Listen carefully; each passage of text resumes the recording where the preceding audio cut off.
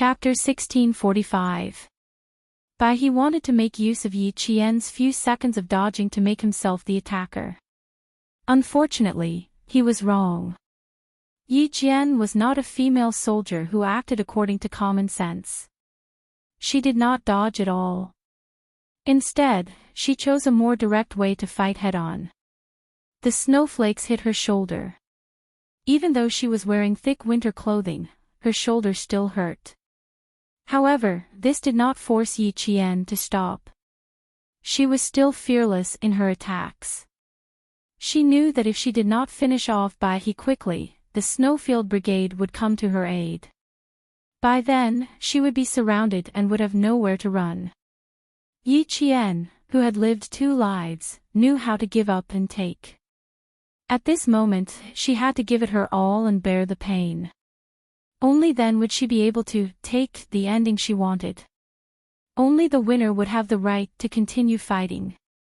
Yi Qian's abdomen, shoulders, calves, and arms were all hit by Bai He's fists and military boots.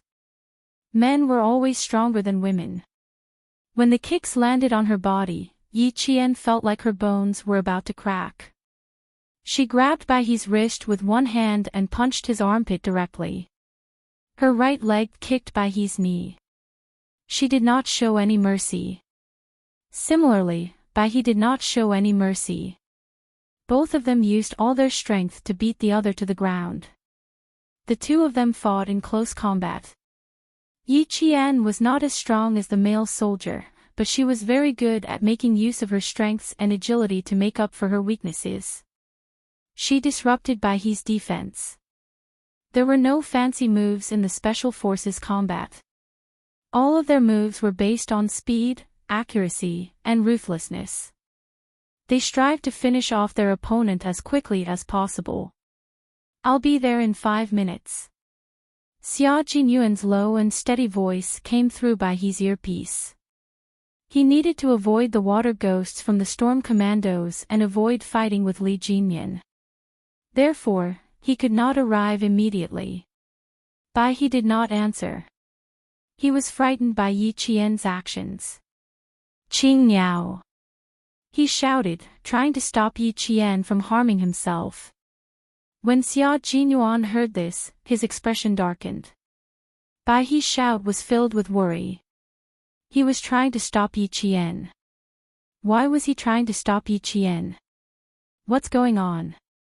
Xia Jinyuan, who was supposed to take 5 minutes to get there, arrived a minute earlier.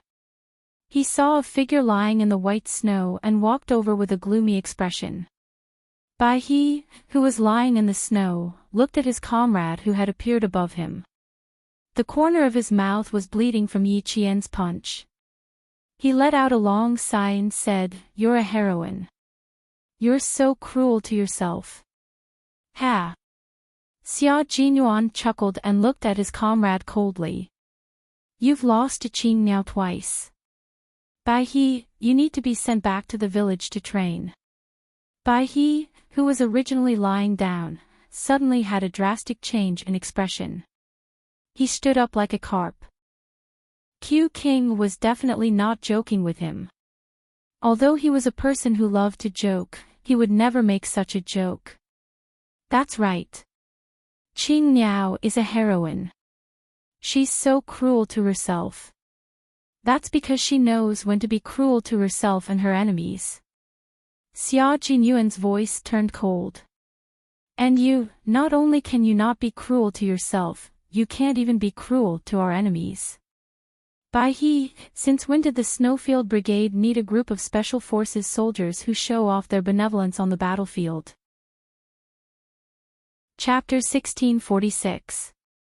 He was happy that Yi Qian had managed to escape, but he was also disappointed that his comrade had died in battle.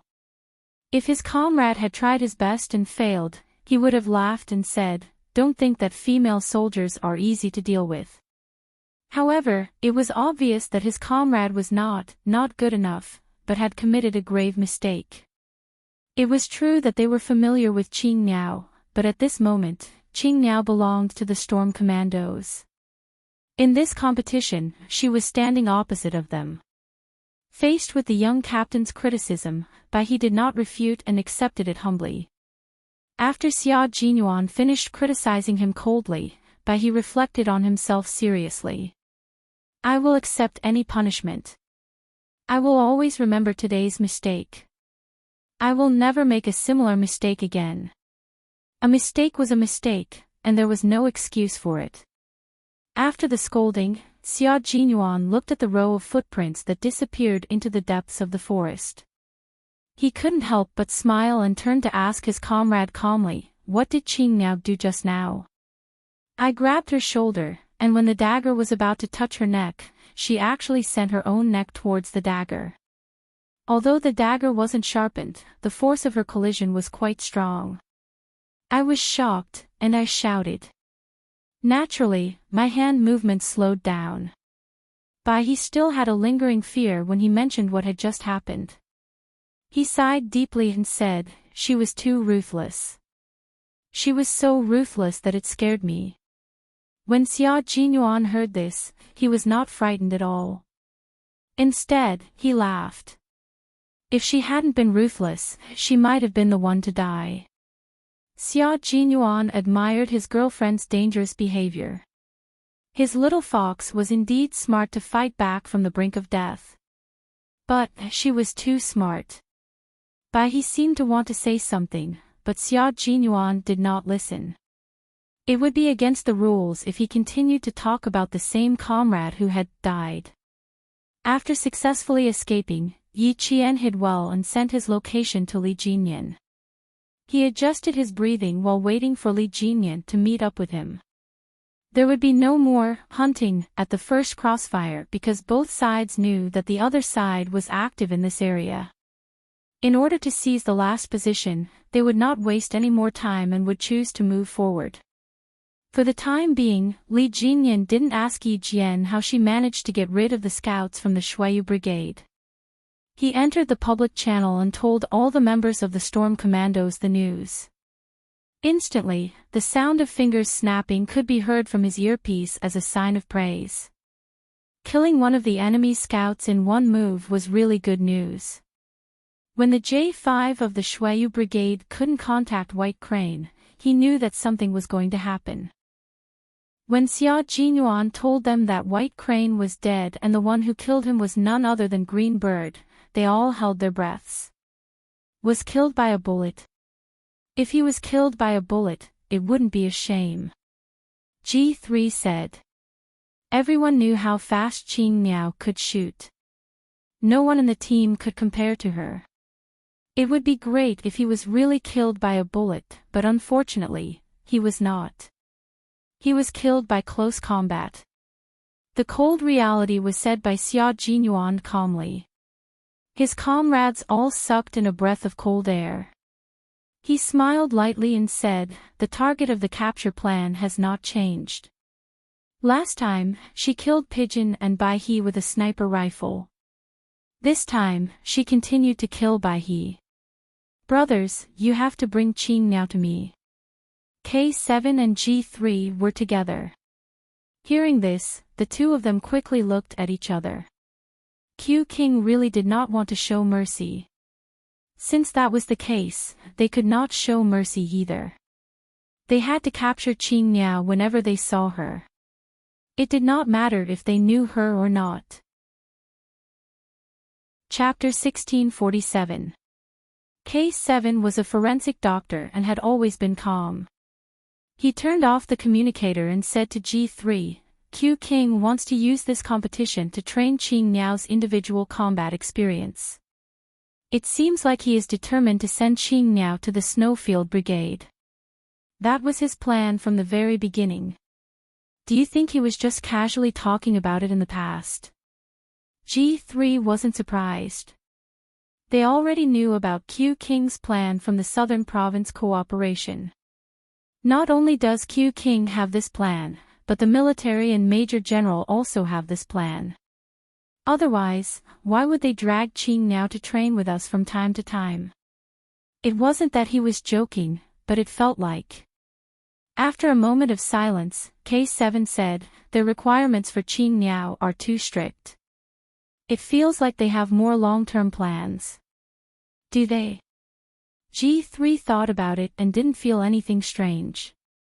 He said, Qing Niao will be our comrade in the future. It's good that she is being trained by us now. Q King probably feels that her ability has reached a bottleneck and needs to break through. If he really had to feel something, the only thing he felt was that Qing Niao's overall ability had reached a bottleneck.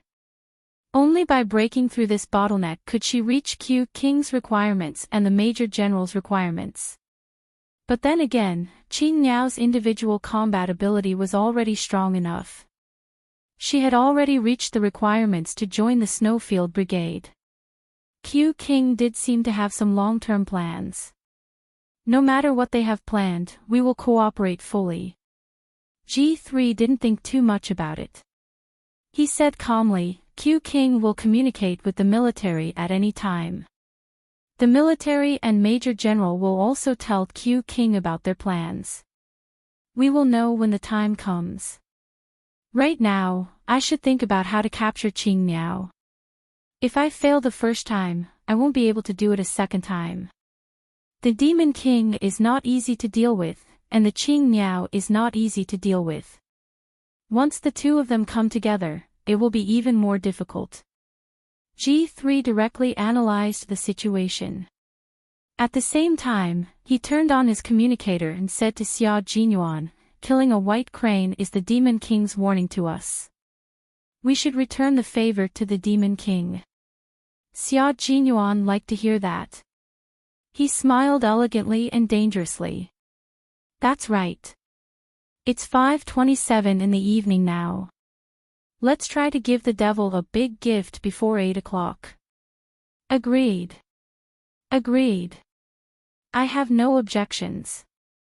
The comrades of the Snowfield Brigade nearby expressed their opinions one after another. Xia Jinyuan, who was walking in the snow, put on a fake smile and said, Remember, Qing Niao is now our opponent, not someone we know.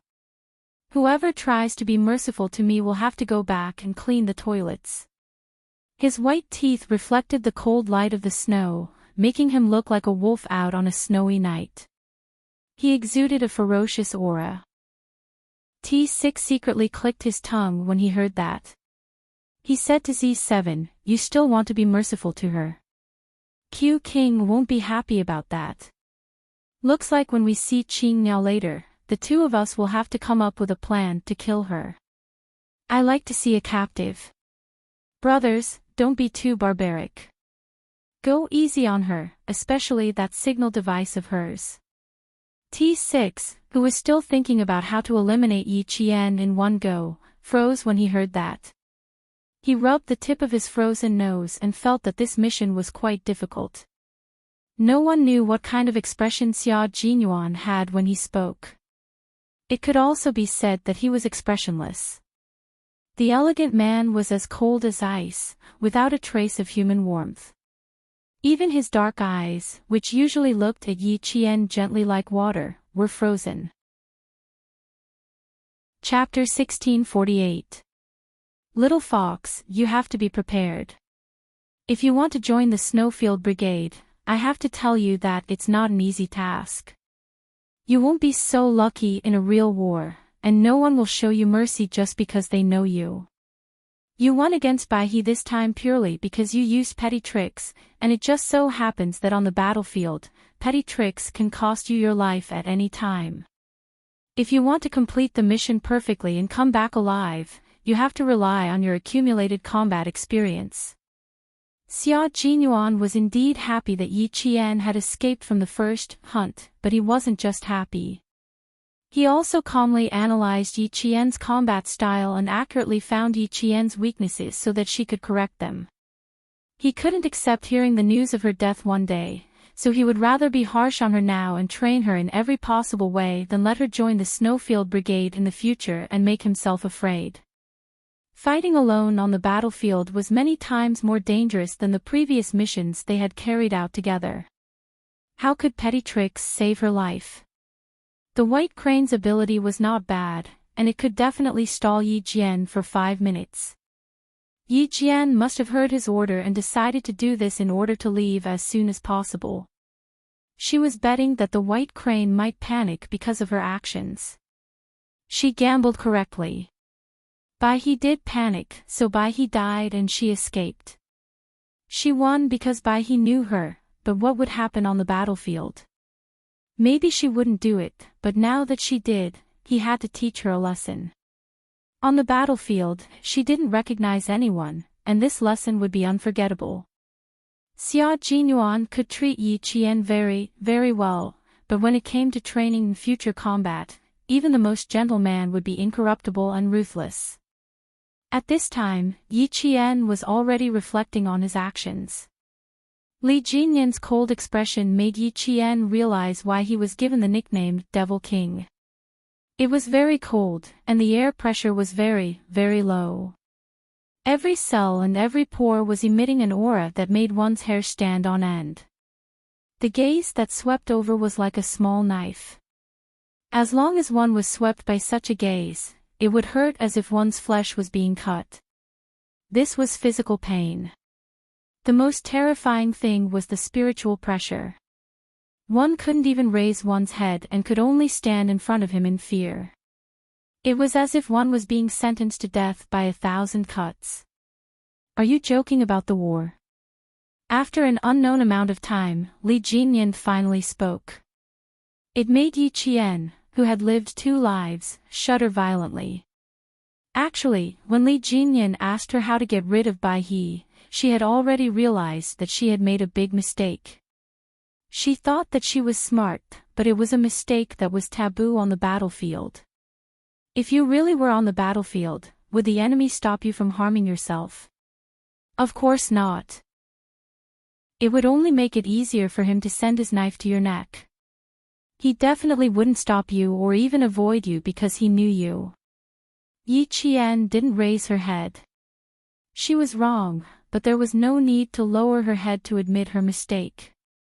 This would break the character of a soldier. No, she replied bluntly. She didn't try to explain herself. There was nothing she could say to defend herself. When she made a big mistake, she could only correct it. Li Jinyan didn't fly into a rage, nor did he mock and ridicule her. He only said calmly in a cold tone, "Qing Niao, you really aren't afraid of death by sending your neck to the enemy's knife." Chapter 1649. The more it was like this, the more Yi Qian felt that this was the calm before the storm. A soldier is not afraid of death and has the spirit of sacrifice. This is right. Unfortunately, you only thought about how to die, but not how to solve the problem. Qing Niao, is this your combat ability? Li Jinyan was not angry, but his expression was much colder than usual. Qing Niao was his soldier now. Her mistake was because he did not teach her well. She made a mistake, and as her captain, he was also at fault. Yi Qian pursed her lips and answered seriously, "I made a big mistake. I did not protect myself well, and instead put my life in the hands of others. I thought that they knew me and would not really hurt me. On a real battlefield, what I did just now was suicide. Not only was I rushing to my death, but I also implicated my comrades behind me." Snow drifted into Yi Qian's eyes, and the cold sensation stimulated her tense heartstrings. She could feel the evil aura coming from the Demon King, and she could not help but shiver. This was the Demon King that all the Storm Commandos feared and respected. It was as if a king had descended. His tone was calm, but all you could feel was a bone-chilling evil aura. "Very good." Li Jinyan only said these 2 words after listening to her, and then he walked away. Yi Qian, who was standing in the snow, was slightly stunned. "Very good." What was very good? She said very good. Impossible. Then why was it very good? Yi Qian, who had just taken a few steps, suddenly stopped. She understood why he said very good. Very good. Committing a crime knowingly was an additional crime. That was what he meant when he said very good. Yi Qian, who had never made a big mistake in this life, knew that she had finally made a big mistake today. This time, she fell so hard that her nose was bruised and her face was swollen. Not only would she be taught a lesson by Demon King Li, but also Xia Jinyuan, and the Navy Commander, Major General of the Army, and maybe even the military. She would pay the price for her mistake. For a moment, even the usually calm Yi Qian felt gloomy. His expression was as cold as ice. She was terribly wrong, ridiculously wrong. However, there was no medicine for regret. The only thing he could do was to never make the same mistake again. At the same time, he had to use his true strength to defeat his opponent. By this time, the wind and snow in the mountains had stopped. Yi Qian, who had been following closely behind him, let out a low sigh that reached Li Jinyan's ears. The corners of his mouth involuntarily tightened. This kind of mistake actually represented a mistake that occurred when things went too smoothly. Thinking of her personal resume, it had to be said that she had indeed gone too smoothly, so much so that she had made a big mistake. He had to make her realize her mistake. She believed that Xia Jinyuan would not sit back and do nothing. He would definitely make a big move to teach her a lesson. Whether it was the drill, the competition, or the field training, she would always remember that there were no acquaintances on the battlefield, only enemies who would fight to the death. At 7:00 in the evening, the sky and the mountains had already dimmed. Only the light from the snow illuminated the contours of the mountains. At this time, the wind and snow had stopped. Walking in the mountains, the visibility was even better than during the day. At this time, the night vision goggles were still not working. Stepping on the soft snow, Yi Qian slowly squatted down. He made a hand gesture to Li Jinyan beside him, telling him to stay down. There was a situation. This place was very close to the final position. Chapter 1650. Following Yi Qian's hand signal, Li Jinyan quickly lowered his body. When he saw Yi Qian's hand signal, he immediately informed his comrades around him. There are 4 people in front. Everyone take cover. The members of the Storm Commandos, whose bodies reacted faster than their brains, were all very agile. They found a good spot to take cover.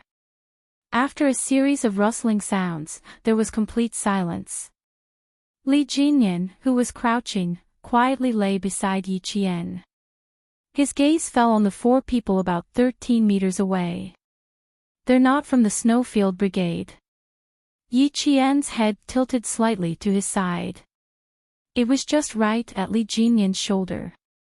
He could hear it clearly while maintaining a certain distance. They should be the soldiers stationed at the final position. Li Jinyan nodded slightly. They were not far from the final position. These people should be patrolling soldiers. Big Squiddo, contact Big Mermaid. Li Jinyan, who was in hiding, asked Big Squiddo, who was in charge of communications, to contact Big Mermaid's team. He needed to know if their team had successfully infiltrated the final position. In less than 2 minutes, Big Mermaid's low voice came through. They have successfully infiltrated the eastern position. There are about 3 to 4 platoons of soldiers. Demon King, I suspect that the command center is inside the final position. As long as they entered the position, Li Jinyan did not have the intention to touch the command center for the time being. However, just in case, he still had to pay attention. He said, confirm the location of the command center and send people to keep an eye on it. The Snowfield Brigade is very likely to infiltrate. Once you encounter them, engage them immediately. Guard the perimeter to prevent any sneak attacks. Li Jinyan, who had not yet entered the final position, did not hesitate at all. He immediately deployed to deal with any problems that might arise. Tonight was a big battle. It was also the climax, of the entire competition. It was not impossible for the command center to be located at the final position. It would depend on which team found the location of the command center first. The scout's voice came through the earpiece. There are electronic eyes and infrared sensors. I'll remove the infrared to deal with the alarm. I'll leave the electronic eyes. I'll give you the location. Brothers, stay away. The infrared sensor was just a sensor. Their camouflage uniforms were all coated with a new type of anti-infrared coating called maleic anhydride. To them, this thing was just a decoration. However, it was better to dismantle it when he encountered it. It was better to be safe than sorry. There was no need to solve the problem of the electronic eye. They did not have any shielding equipment on them. If the electronic eye malfunctioned, the soldiers guarding the electronic eye would be certain that it was sabotaged. Thus, the soldiers stationed at the final position, as well as the senior commanders in the command center, were shocked. After ending the call with Deshao and the others, Li Jinyan said to Yi Qian, "Don't alert them. Let's go around them." His combat style was a little different from Xia Jinyuan's.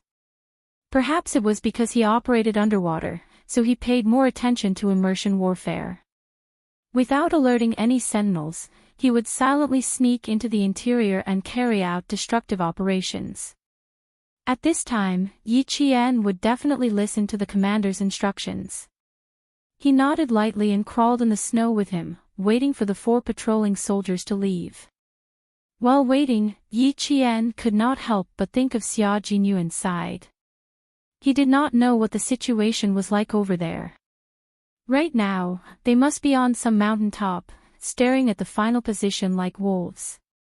They preferred to assassinate directly. Once they discovered the sentinels, they would immediately take care of them. They would not let a single one of them go.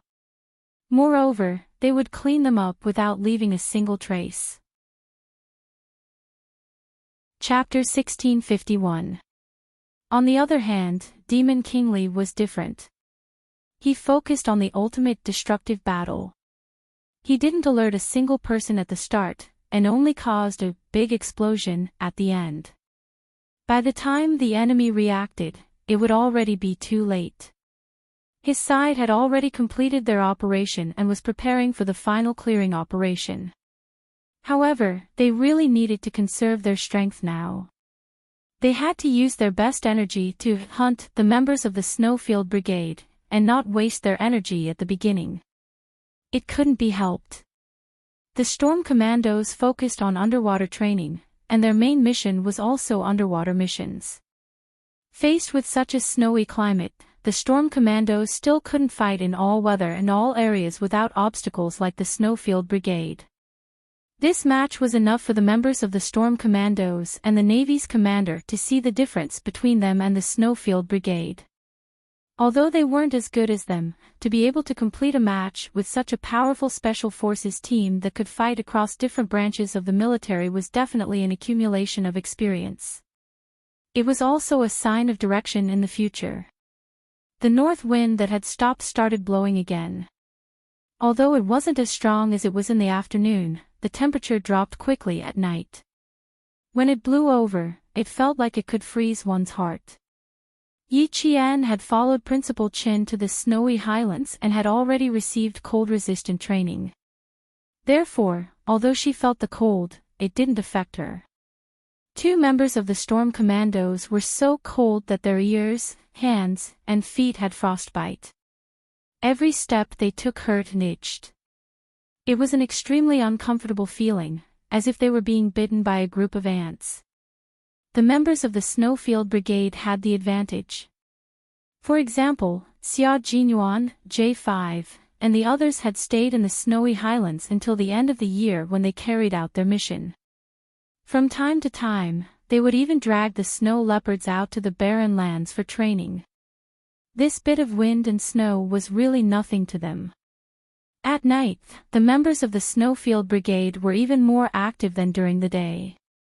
The first 10 members of the Snowfield Brigade had already sneaked into the final position. They had entered the position 12 minutes earlier than Xiao and the others.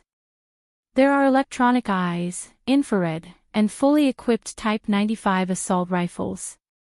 There are even infrared lasers and infrared illuminators on them. There are also optical sights installed. There's even a night vision device. Damn! Q King, just the equipment on this gun is already better than ours. A member of the Snowfield Brigade who had snuck into the ground observed through his night vision goggles. When he saw the equipment in the hands of 3 of his comrades who were patrolling the area, his eyes widened.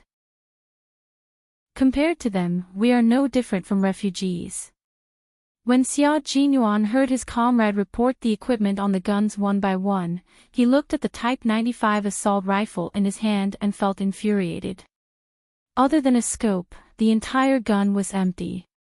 Speaking of which local army was fighting against them?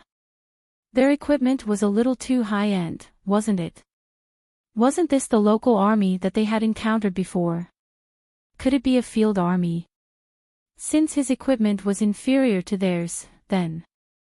Xia Jinyuan's thin lips curled slightly, and he said unhurriedly, "That's easy.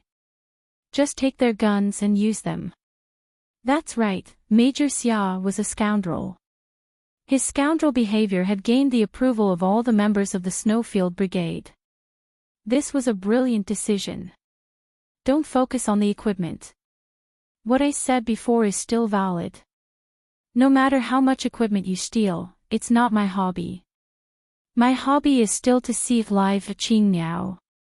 Xia Jinyuan, who was giving his comrades a sweet date to eat, said with a smile.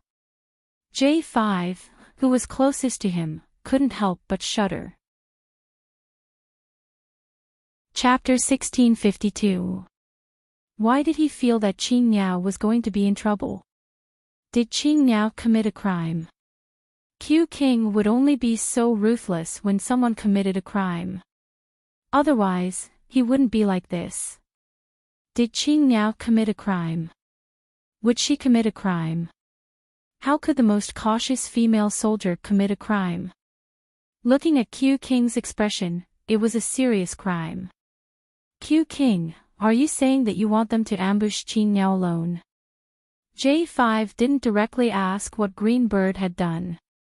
Instead, he inquired about it indirectly, so as not to provoke the dark clouds above Q King's head. Xia Jinyuan turned his head and glanced at him. His gaze was as sharp as an eagle's and as fierce as a snow wolf's. After a while, he smiled and said, "Because she needs to be taught a lesson. A lesson that deserves to be taught a lesson. She did commit a crime, and it was a serious one." J5 didn't ask any more questions. It wasn't the time to ask anyway. His brother's voices came from his earpiece, reporting the latest situation to Q King. There are a lot of sentry posts, and there's even a barbed wire fence with high-voltage electricity. We have to destroy the electricity first. The members of the Snowfield Brigade who had cut in from the west reached the edge of the core position. They stared at the barbed wire fence and rubbed their palms together. They were going to do it. Xia Jinyuan slowly raised his hand and gently pressed down the bush in front of him. He stared coldly at the patrolling soldiers in front of him.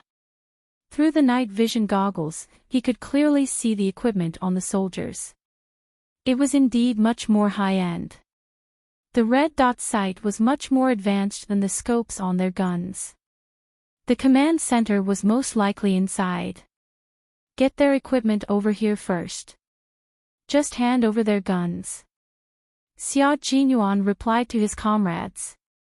Don't destroy the electricity in a large area. Just take out a transformer and leave an opening for the brothers behind to enter. A few black shadows nestled next to the barbed wire fence received the order. Like ghosts, they crept to the edge of the barbed wire fence and began to destroy it with electricity. There were 4 patrolling soldiers and 2 sentry posts in front of Xia Jinyuan. He lay down again and motioned for the J5 to come closer. Then, he drew on the snow with his finger. taking out 6 of their sentries at once. Q King, aren't we being a little too arrogant? J5 pretended to be surprised, but his expression changed in the blink of an eye.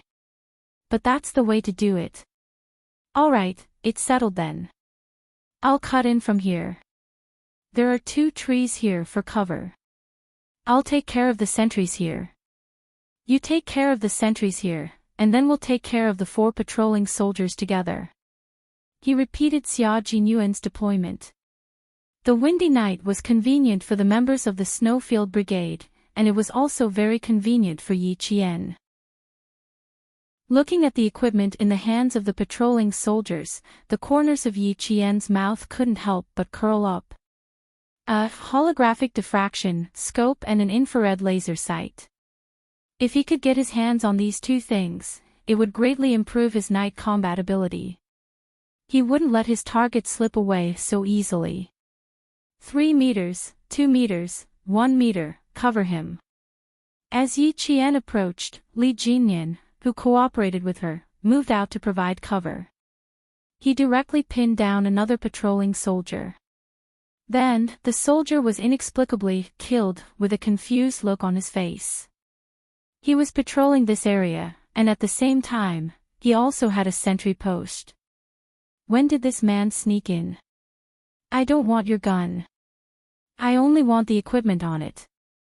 On the other side, Yi Qian ambushed a sentry from behind. With a shoulder throw, he threw the sentry directly into the fluffy snow, and the soldier's face was covered in snow. When he fished the soldier up, 2 tubes of snow even went into his nose. Chapter 1653. Yi Qian first picked up the assault rifle that had fallen into the snow, then smiled politely at the soldier. Thank you for your hard work. I need to take the equipment on your rifle. I'll return it after this is over. The soldier, who was still in a daze from the fall, did not stop Yi Qian from taking the equipment on his rifle. This equipment originally belonged to the special forces. Otherwise, how could a sentry like them be equipped with such high-end combat equipment? The soldier, who was wiping the snow off his nose, looked around as he patted the snow off his face. He had been standing guard here all this time. The patrolling soldiers had also walked back and forth in this direction, but they had not discovered an ambush. When did this female Special Forces soldier sneak in here? The infrared laser sight used the same principle as the HUD used in fighter jets. A holographic image of the laser was projected onto the sight. The shooter only needed to align the target with the red dot in the center of the image, then pull the trigger and the bullet would hit the target. There was another advantage to this. Usually, night vision equipment would narrow the field of vision and make it difficult to determine the distance, making it difficult to aim. However, the infrared laser sight could identify the bullet point and allow the shooter to open both eyes at the same time to aim and shoot, greatly increasing the hit rate. Yi Qian was very satisfied with the equipment he had received. After adjusting the various parameters of the equipment, Yi Qian saluted the soldier before meeting up with Li Jinyan. Li Jinyan had just installed the red dot sight onto his rifle. This was a piece of equipment that only needed to aim the laser spot at the target to complete the aiming action quickly. Its biggest feature was that as long as the bullet point of the gun and the laser spot on the sight were aligned, even if the viewpoint was slightly off, as long as the gun was pointed in the correct direction, the red laser spot would be able to hit the target. However, the disadvantage was also obvious. Because the laser spot's bullet point was visible, the shooter had to fire immediately in the dark, or else they would be discovered by the enemy. It's a bit surprising. Their individual combat equipment is too high-end.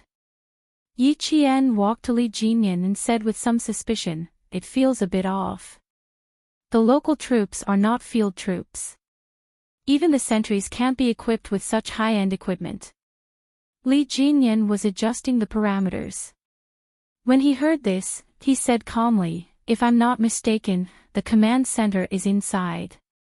Our final position is to attack the command center and then meet with the generals." Yi Qian suddenly understood. The voice of the Great Mermaid came through the earpiece.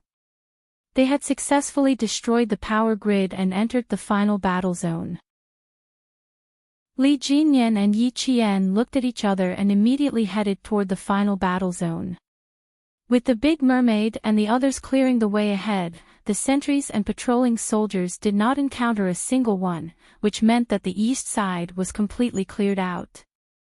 At the same time, they had all obtained accessories for guns.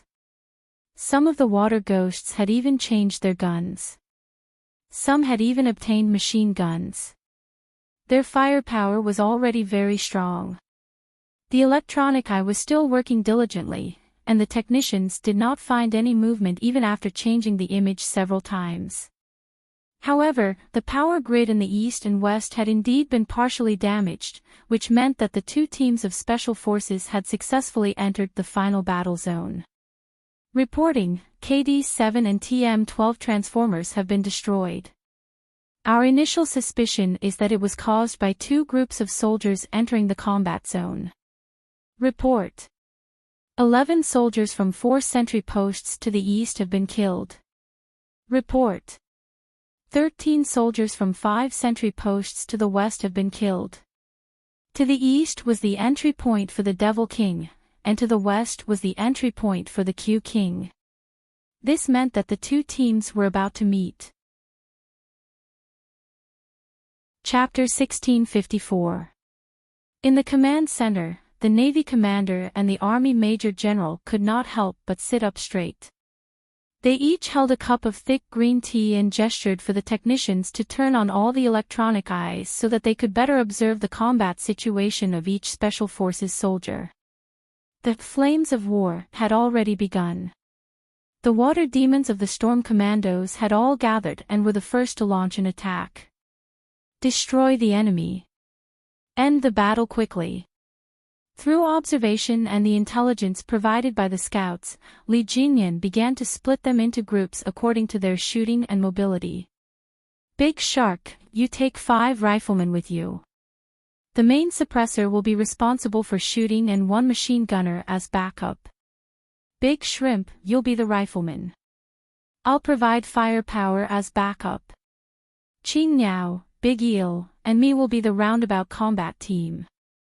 Big Eel, go in and support Sea Anemone. Sea Anemone was the scout of the water demons. At that moment, he was the closest to the enemy's stronghold. He was also the one who had pinpointed the location of the enemy's stronghold so that Li Jinyan and the others could quickly enter the combat range. With the detailed location and fighting point, Li Jinyan quickly divided the team members into 3 groups. Qing Niao, Big Eel, and himself would be the roundabout combat team.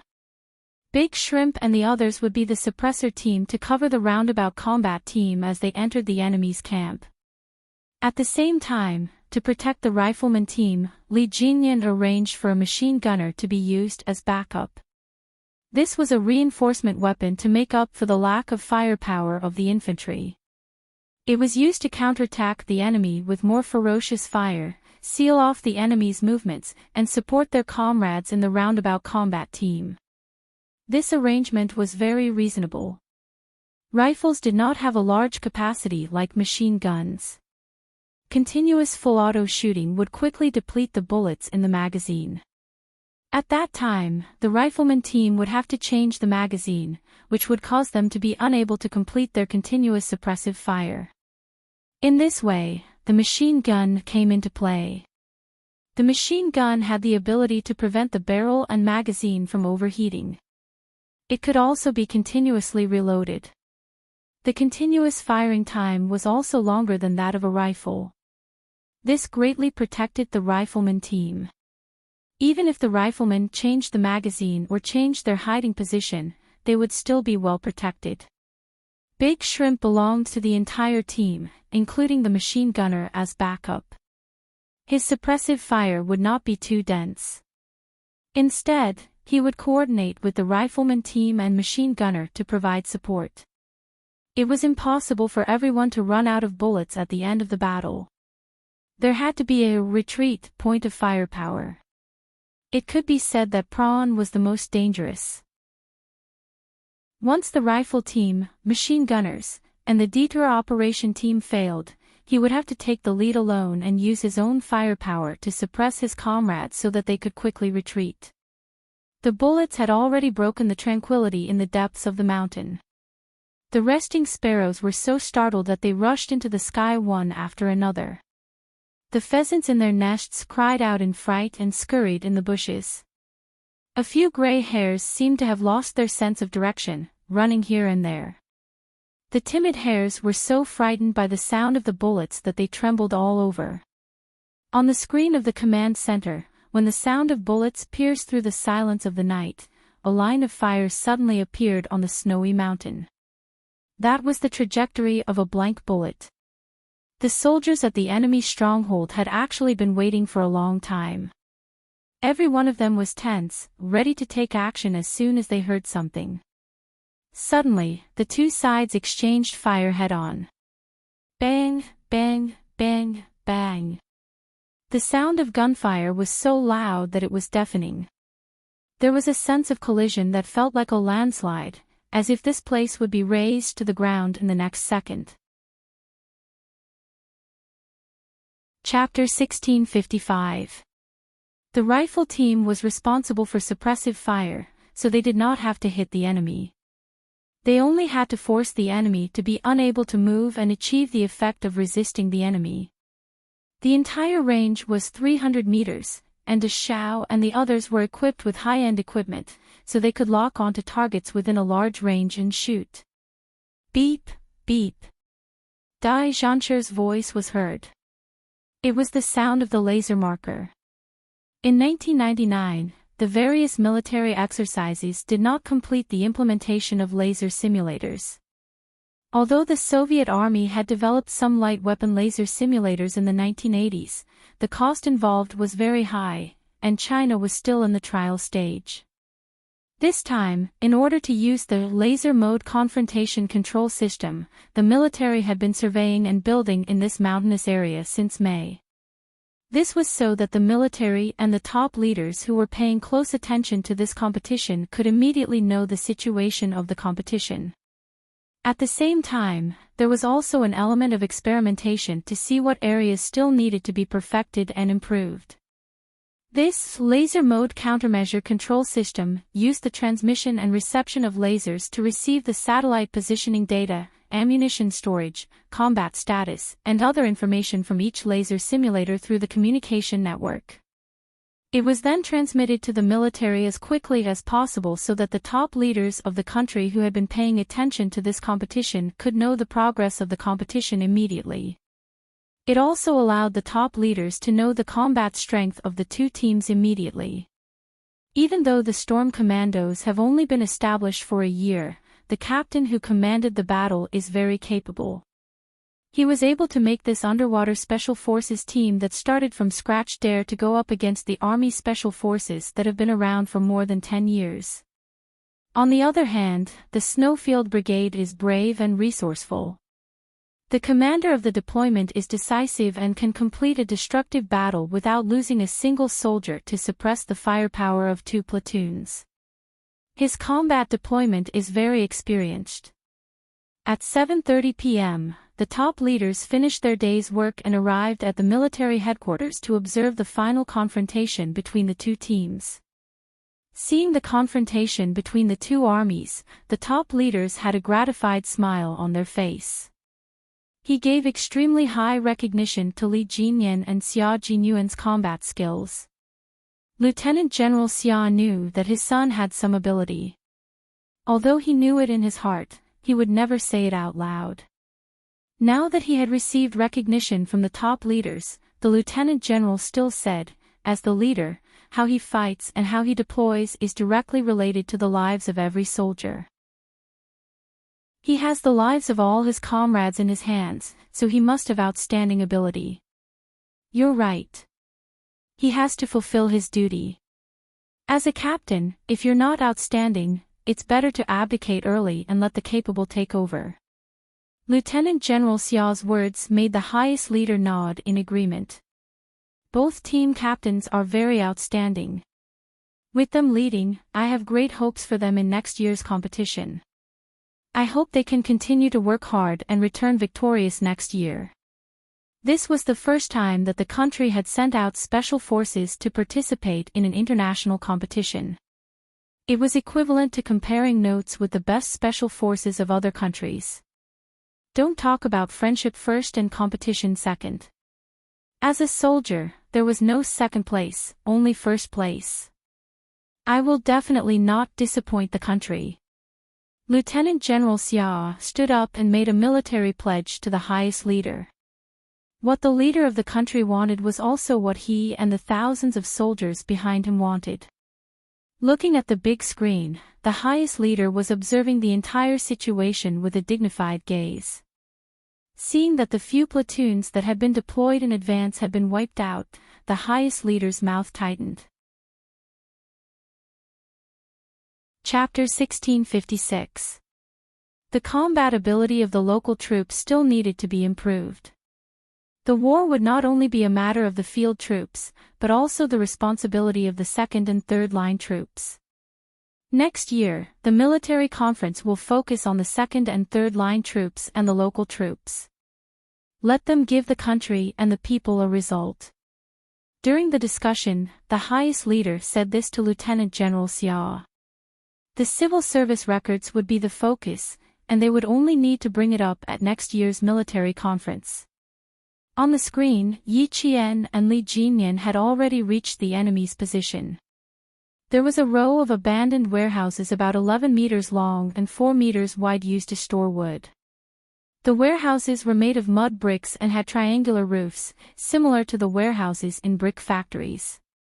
The two of them assisted each other in their operation.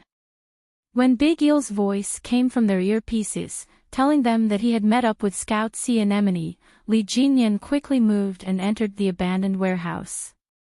Half crouching, he confirmed that the surroundings were safe. He gestured for Yi Qian, who was half crouching for cover and alert, to move. The two of them moved in a crisscross pattern, moving to the rear at the fastest and safest speed. When a few figures appeared in the night vision mirror, Yi Qian quickly switched to semi-automatic shooting and began to surround the rear. Fire from the front. Big Eel, Sea Anemone, attack from the side. Li Jinyan fired from the rear. He was fully automatic and provided cover for Yi Qian. A few beeps came from the front. There were already soldiers, dead. Fuck. They're outflanked. Support the rear. North. Og. Before a soldier could finish, his mouth was covered and he was pulled down from the abandoned wood. He died instantly. Easy, easy. I'm already dead. Why are you dragging me down? Being pulled down from a high place, the soldier was still in a panic. Seeing the other party dragging him by the collar to the corner of the wall, he gritted his teeth in pain as his back landed heavily on a piece of wood. Big Eel chuckled and said, "Brother, help us weigh our feet. The whole wall will collapse if we step on it. Let me borrow your body." He said it shamelessly. The soldier was so angry that his mouth was crooked. "I'm already dead, and you still want to reuse trash?" "Yes, yes, yes. Waste, waste, waste." Not only was the Big Eel not angry, it even laughed. The soldiers of this place were quite interesting.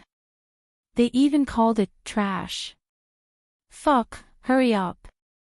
The unlucky soldiers had no way to resist. If they really died on the battlefield, it was not impossible for them to be used as stepping stones. Big Eel and Sea Anemone cut through the warehouse from the north, which was equivalent to cutting the entire warehouse into two. The two of them attacked from the front and back, one from the front and one from the back. As a result, the soldiers in the warehouse were not only attacked from the front and back, but also from the middle. Machine gunners, advance. Rifle team, move in a roundabout manner. Strangle them from the front and back. Inside the warehouse, Li Jinyan was giving out orders one after another. When the tracer warning came, he immediately said to Yi Qian, "Alert, reload." Tracer bullets were loaded into the magazine in advance, usually in the position of the third last bullet. In this way, as long as a tracer bullet appeared during battle, they would know that they needed to change the magazine. Yi Qian quickly went on alert, while Li Jinyan leaned against the wall unreloaded. Clear, advance. Hearing the sound of a magazine being reloaded, Yi Qian knew that he had finished reloading. He accurately eliminated one of the enemy machine gunners, and the firepower of the deep battle was completely eliminated. Chapter 1657. Big Eel, who was fighting in the middle, said, "Complete the attack. Quick." Soon, Big Eel led the rifle team and finished shooting under the cover of Big Eel and the machine gunners. Bang, bang, bang, bang. The deafening sound of bullets never stopped. Bullet tracks streaked across the snowy night, bringing with them the beauty of a flourishing firework.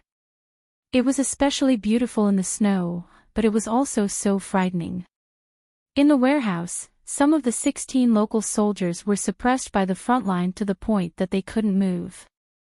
Li Jinyan and Qing Niao came from behind, and their cooperation was flawless. They broke through the defense line and killed their way in. The entire battle was like an inescapable net that surrounded the entire warehouse, making it impossible for the soldiers inside to advance or retreat.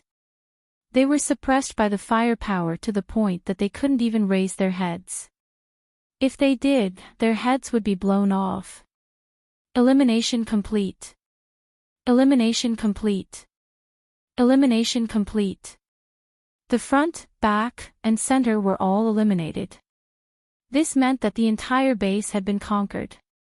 From the attack to the outflanking tactic to the complete elimination, this operation took a total of 16 minutes. Next, this place belonged to the Storm Commandos. Turning on the light on his helmet, Li Jinyan pointed at the battle map and deployed again. This is the highest point of the entire base, and it's also our final attack position. The Snowfield Brigade will cut in from the west, and will cut in from the east. Now, we'll wait here. Li Jinyan gently pointed at a coordinate with his thin lips pressed together and said coldly, "Big Eel will lead 12 comrades into the final position. Qing Niao and I will complete the hunting operation." Li Jinyan was a little afraid to let Yi Qian out of his sight. Xia Jinyuan's target in the capture plan was Yi Qian. As the captain, he had to protect her. He was afraid that Yi Qian's previous mistakes would make Xia Jinyuan want to teach her a lesson. If it was as he guessed, with Xia Jinyuan's fierce fighting style, he wouldn't just send one person. It was very likely that he would personally go and teach Yi Qian a lesson. Because if it was him, he would have done the same. At this moment, Yi Qian was not as uneasy as before. She had made a mistake, so she would definitely be punished. At this moment, she was not worried about what kind of punishment she would receive. Instead, she was serious about completing the competition until the end. As the sound of gunfire faded, Xia Jinyuan, who was holding a rifle in his hand, looked up at the sky. A faint smile flashed across his thin lips, and he gestured for them to speed up. Walking at the front, he was like an arrow released from a bow, walking faster than anyone else. On the big screen in the command center, they could clearly see the movements of the members of the Snowfield Brigade. They were all gathering towards the command center. The Navy commander looked up at the command tent and said to the Major General of the Army, "Good boy, he really managed to find his way here. Our place is well hidden, but he still managed to find it. Omnipotent Soldier King. He can reach the sky and dive into the sea. He can be an eagle in the sky, a dragon in the sea, and a tiger on land. It's not surprising that he was able to find this place. It's just that." The Major General of the Army was very satisfied with his soldier's judgment. He paused for a moment and smiled, it's just that I didn't expect him to find his way here so quickly. This speed was a bit too fast. Chapter 1658. Why did it feel like his plan was to go straight to the command center and capture the generals? Reporting, Team B has entered the perimeter of the command center. The sentries outside have been controlled. 4 Team B members have entered. Infrared sensors have been destroyed. 2 Team B members have entered. Speaking of the devil, Major Xiao led 6 Snowfield Brigade members into the command center. As soon as they entered, they were blinded by the white lights and couldn't help but raise their hands to cover their eyes. The Navy commander was already laughing out loud. Q King, you actually managed to sneak into the command center. You really got the wrong place. This is not the place for you to fight. Xia Jinyuan, who had already finished his salute, smiled and replied, I just wanted to borrow the command center. Borrow the command center? The Navy commander was confused. He didn't know what Xia Jinyuan was up to. What do you want? We don't have any weapons to lend you.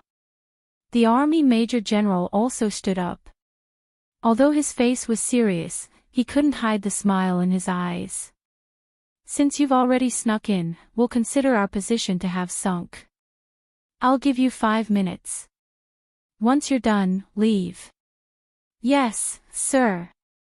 Xia Jinyuan saluted again. Then, his slender legs strode over to a technical soldier operating the control panel. Brother, I'll borrow it for 5 minutes. Thank you.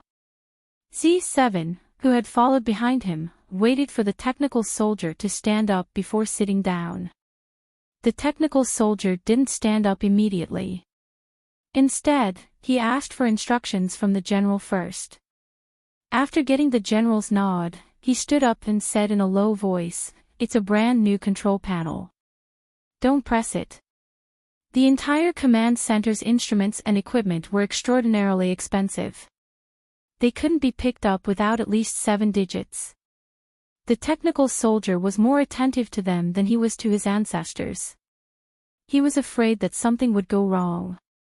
Z7 Han Zheng patted the technical soldier's shoulder and said seriously, Don't worry, brother. If anything goes wrong, you can take my head. Stop wasting time. Hurry. Xia Jinyuan pushed him to sit down. Show me Qing Niao's position and the final battle position. K7, draw the map. T6 and V8, cut into Team A's wireless communications and complete the eavesdropping. G3 was in charge of security to prevent the storm commandos from sneaking in. Xia Jinyuan sat down and took off his combat gloves and placed them beside the control panel. His slender fingers typed a series of commands on the keyboard. Then, he freed his left hand on the control panel and pressed a few buttons on the control panel. Xia Jinyuan squinted his eyes slightly. This person was a scout in the Water Ghost movie. As for this person, he had to find out where he was. The technical soldiers at the side were dumbfounded when they saw these Special Forces soldiers in snow camouflage moving their fingers quickly and skillfully operating various instruments. The scout from the Storm Commandos, the water demon codenamed Sea Thorn, quickly found a new hiding spot. They've been in the command center for 2 minutes. I haven't heard any sounds of fighting. You're right, Devil. The command center isn't our final battle position. Li Jinyan glanced at Qing Niao, who was walking a few steps ahead of him. If they confirmed that this wasn't their final battle position, then Xia Jinyuan would have entered the command center to search for Qing Niao. Chapter 1659. Why would he think that? It was probably just his intuition. Xia Jinyuan valued Qing Niao very much. He had spent so much effort to cultivate her, but in the end, she had committed a grave mistake on the battlefield. Xia Jinyuan would not let Qing Niao off the hook so easily. In that case, should he cooperate with Xia Jinyuan to teach Qing Niao a lesson? Things had been going too smoothly for her, so she should suffer a little. Devil, this is Q King. Just as Li Jinyan was thinking about whether he should cooperate with Xia Jinyuan, an impossible voice sounded in his earpiece. Li Jinyan's expression suddenly turned cold. Their radio waves had been hacked. In other words, the entire communication channel had been jammed and intercepted. I only have 5 minutes. It took me 2 minutes to crack your radio password. After 3 minutes, I will quit, and the command center will not be lent to me anymore. Xia Jinyuan actually spoke very fast, but he enunciated every word clearly.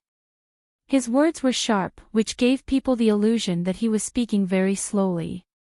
I need the green bird, and I want to give her a very good gift for our first meeting.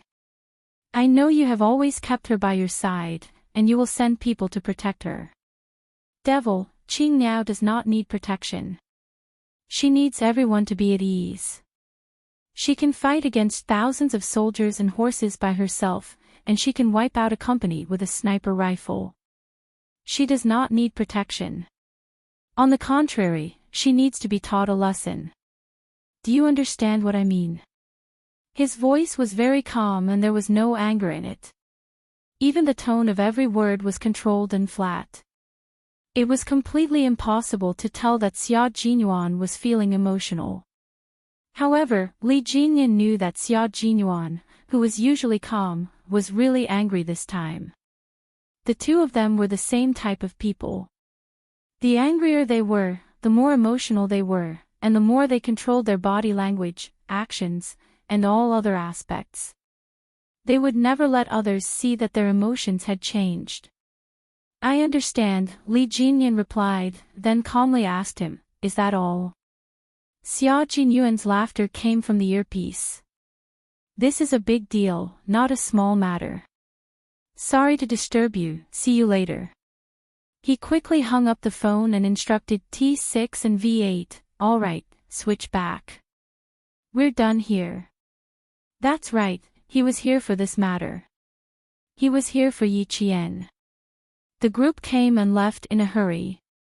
As for the water ghoul scout, Sea Thorn, who had been discovered, he was nowhere to be seen. Xia Jinyuan walked to the spot where Sea Thorn had been squatting and took a look. His dark eyes narrowed slightly. Demon King Li had said that their scouts could complete missions on land and sea. That was indeed the case. It wasn't a normal mission, but a perfect one. The position where he was squatting was less than 3 meters away from the position where the pigeon was squatting. Judging from the footprints he left behind, the tip of his foot was facing the position where the pigeon was squatting. This meant that he had discovered the pigeon at that time, but did not take action. As for the pigeon, a team member who was good at snow and mountain reconnaissance, he actually did not discover the location of the water ghoul scout. The pigeon broke out in a cold sweat. He really did not discover the water ghoul scout less than 3 meters away from him. The Demon King has a lot of talented people under him.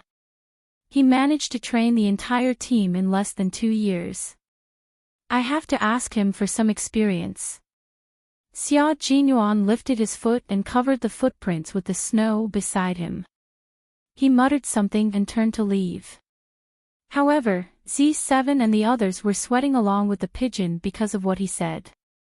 The Demon King's training could only be described in one word: cruel. Chapter 1660. If that was the case, their training in the future would most likely be harsh and cruel. Just thinking about those days, ha, ha, ha, ha, ha, ha, ha. The senior generals in the command center were all confused by Xia Jinyuan's arrival. Did he make such a big fuss just to contact the team that was fighting against them? There was no conversation during the whole process. It was all about Qing Niao. Major General Lu frowned. He pondered for a moment and then said to the civilian beside him, check Qing Niao's whereabouts and get the electronic eye.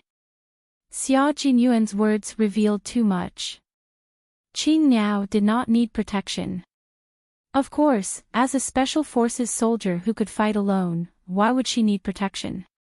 She should not be protected, but should be protecting each other with her comrades. In the last sentence, he said that Qin Niao needed to be taught a lesson. Why did Qin Niao need to be taught a lesson? She came to the command center's territory and left after finishing her work. She did not give a proper explanation and instead left them guessing and wondering why Qin Niao needed to be taught a lesson. There's no need to get the electronic eye. Contact me directly, Team B leader. Major General Liu did not want to beat around the bush. He directly asked the technical soldier to contact Xia Jinyuan. Xia Jinyuan, who had already left, did not hide anything.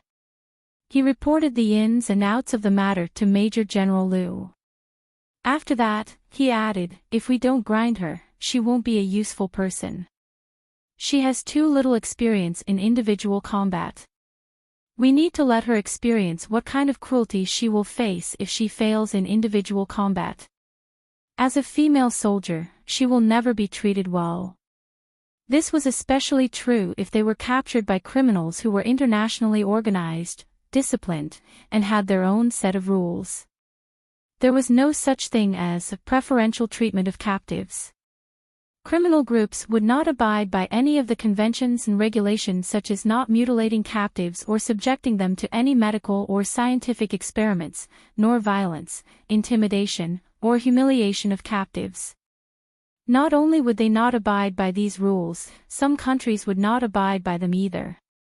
Capture you and provide you with good food and drinks. What wishful thinking. Major General Liu was silent. Yi Qian had indeed made a big mistake. Then, he ordered, don't use your methods. Just teach her a lesson. After all, she hasn't officially joined the army yet. She's just a cadet. She hasn't received a complete systematic and professional training, as well as the various assessments of the Snowfield Brigade. You can't rush for quick results. If you make a mistake, you have to admit it. You will still be punished, but you have to know your limits. Do you understand? Xia Jinyuan agreed, but the look in his eyes was terrifyingly cold. If his girlfriend made a mistake, he would not cover it up, let alone hide it from his superiors. His girlfriend had made a mistake, and as her boyfriend, he was responsible for making her realize her mistake and making her swallow the bitter fruit of her mistake. There was no such thing as repeated mistakes in his dictionary. The first time it happened, he would mercilessly strangle it to death. There would not be a second chance for it to happen. Yi Qian, who was walking, didn't feel cold at all, but she shivered for some reason. Then, the sense of danger from her previous life came crashing down on her like an avalanche, making her stop in her tracks. What's wrong? Li Jinyan keenly noticed her abnormality and asked her directly, is there a situation? Yi Qian pursed her lips and scanned her surroundings. There was nothing out of the ordinary, and she didn't feel like she was being watched. That shiver was a little inexplicable. No, that wasn't right. It wasn't inexplicable either. After killing Bai He like that, if Captain Xia knew what was waiting for her. Chapter 1661. What awaited her was definitely not good news. Based on his understanding of him, he would never let her go so easily. Yi Qian lowered his gaze to hide the coldness in his eyes. She was the target of his plan to capture her, and he would never change that. At the same time, he would probably learn from Bai He's mistakes and make more careful arrangements for her. Li Jinyan saw this and didn't say anything else. He didn't tell his comrades that Xia Jinyuan had contacted him alone, and he didn't reveal to Yi Qian what was going to happen next. As they got closer and closer to the final position, Yi Qian, who was walking in the middle, suddenly tensed up. Someone's here, hide. With a whoosh, a total of 10 team members spread out and quickly hid. Don't waste your bullets, just take out the 2 sentries. The closer they got to the final position, the more dangerous it was. The storm commandos, who also liked to assassinate, would never alert the enemy if they could do it quietly. In many cases, the special forces liked to assassinate first, taking out the whistles and Jiangzi, so that it would be easier for the brothers behind to enter. The team led by Deshao had already exchanged fire. The sound of bullets came from the north and escalated in less than 2 minutes. Bang! Bang! Bang! Bang! The gunshots made Yi Qian's eyes light up. There's no movement from the west for now, let's occupy the position first. Li Jinyan, who had snuck up and knocked out a sentry, quickly ordered his team members to occupy the position first while Deshao was distracted by Deshao. Xia Jinyuan needed to capture Qing Miao, so he wouldn't deliberately let Yi Qian fall into the enemy's hands just because he knew about it. He would only proceed according to the original plan.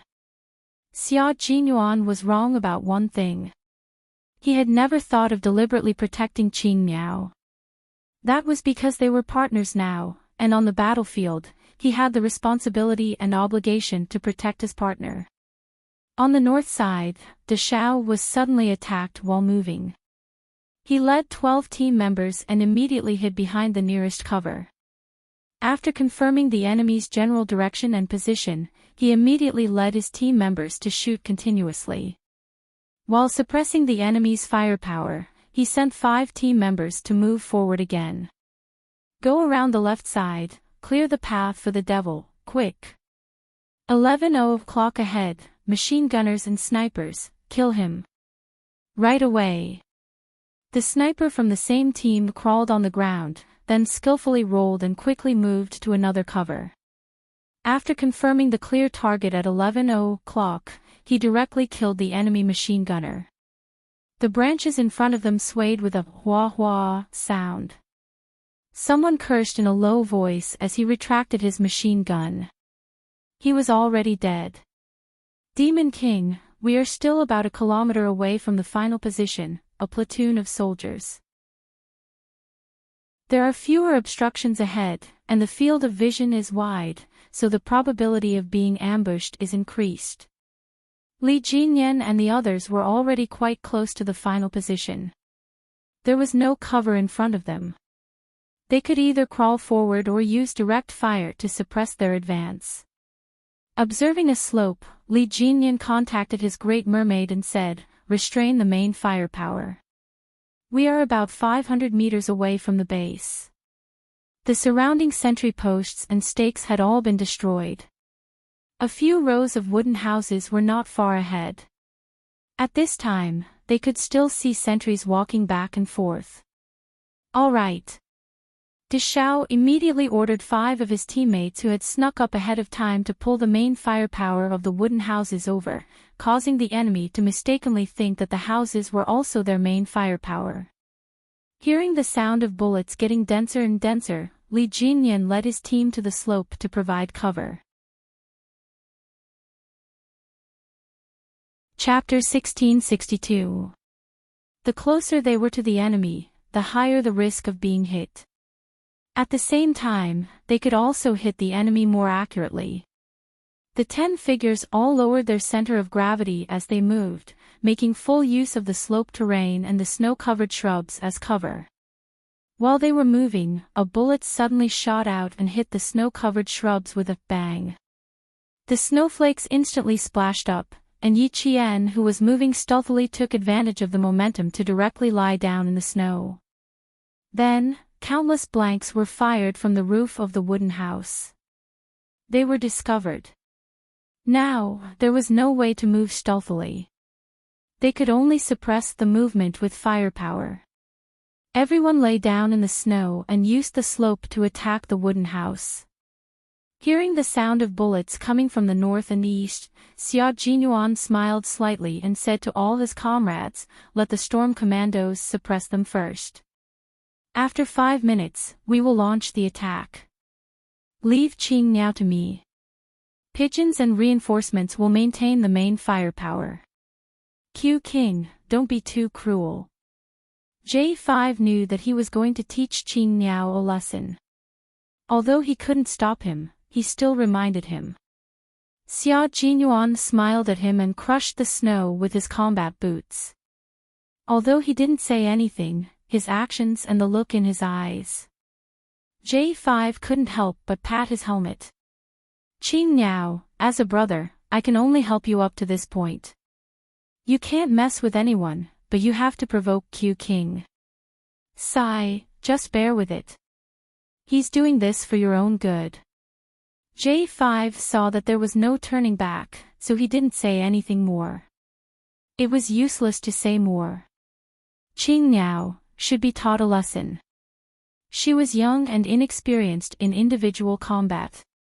It would be good for her to be taught a lesson. With this thought, J5 was no longer worried. The Major General of the Army and the Commander of the Navy paid close attention to Xia Jinyuan's movements. When they saw him leading 3 team members step by step to Qing Niao's location, the Major General couldn't help but sit up straight. It's 1 against 4. Qing Niao won't be able to escape. The Navy commander sighed softly. Team B had directly raided the command center for no other reason than to capture Qing Niao. It was clear that Xia Jinyuan wanted to meet Qing Niao for real. Major General Luke pursed his lips and said in a tight voice, Qing Niao's individual combat ability is strong, but she lacks experience. Although she can fight against 4 people, she may not necessarily be captured.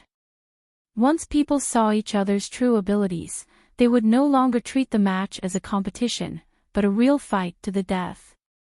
The potential of the special forces was limitless, and Qing Niao's potential was even more unfathomable. She might not lose if she fought against 4 people at once. He's here. Suddenly, the Navy commander's face changed. He stared at the big screen and saw a member of the Snowfield Brigade, codenamed T6, approaching less than 3 meters away from Qing Niao. Yi Qian was covering for Li Jinyan and the others. At this time, she was in the same position as Prawn, who was in a roundabout battle. She was covering for all her comrades, including the machine gunner's reinforcement position. When she saw her comrades moving to attack the side of the wooden house, she suddenly felt like she was being targeted by a ferocious beast. As long as she turned her head, her neck would be bitten and she would die on the spot. I'm being targeted. You guys focus on fire, don't worry about me. Yi Qian didn't move immediately. She now needed to take out a machine gun firing point. Since she had already found the target, if she moved now, it would bring destruction to her comrades in front of her. She had no choice. She had to stay where she was and take out the machine gun firing point. Using the infrared laser sight, Yi Qian aimed at a machine gun firing point on the left windowsill of the wooden house. She silently counted how many seconds it would take for the beast to attack her from behind and pulled the trigger. Chapter 1663. Amidst the sounds of gunfire, Yi Qian's single shot was not abrupt. As such, the bystanders would not be able to tell what effect her shot had. Meanwhile, Li Jinyan and the others, who were on the move, could feel that the firepower coming from the wooden house had lessened significantly. Without the suppressive fire from the machine guns, they could move quickly and fight. Be careful, Qing Niao. Once you get captured, think of a way to escape. Li Jinyan did not change his plan, nor did he deliberately ask Yi Qian to stay behind to provide cover. Before he spoke to Xia Jinyuan, he had already made such arrangements. When Yi Qian, who was rolling in the snow, heard this, she only replied with a simple "okay" before cutting off the call. The T6 combatant, who had made a pouncing motion, was just waiting for himself to leap into the air and capture Yi Qian. But who could have expected such a big change to happen in just 3 seconds? Yi Qian picked up her rifle and rolled down the slope. Wasn't she afraid that she would turn into a human snowball? Nice. Amazing. The Navy commander and the Army's Major General, who were observing the entire process, applauded Yi Qian's calmness. What a wonderful dodge. If she had been 3 seconds slower just now, she would have been pinned down by the T6 combatant. Why does it feel like she knew in advance? Before she fired, her lips seemed to have moved a little. Was she telling her comrade something? After the Navy commander finished applauding, he started to have doubts again. And he realized that every time he saw Yi Qian in action, he would always have countless questions. Actually, the Army's Major General had as many questions as the Navy commander. He also felt like Yi Qian knew that someone was targeting her, so she calculated the time.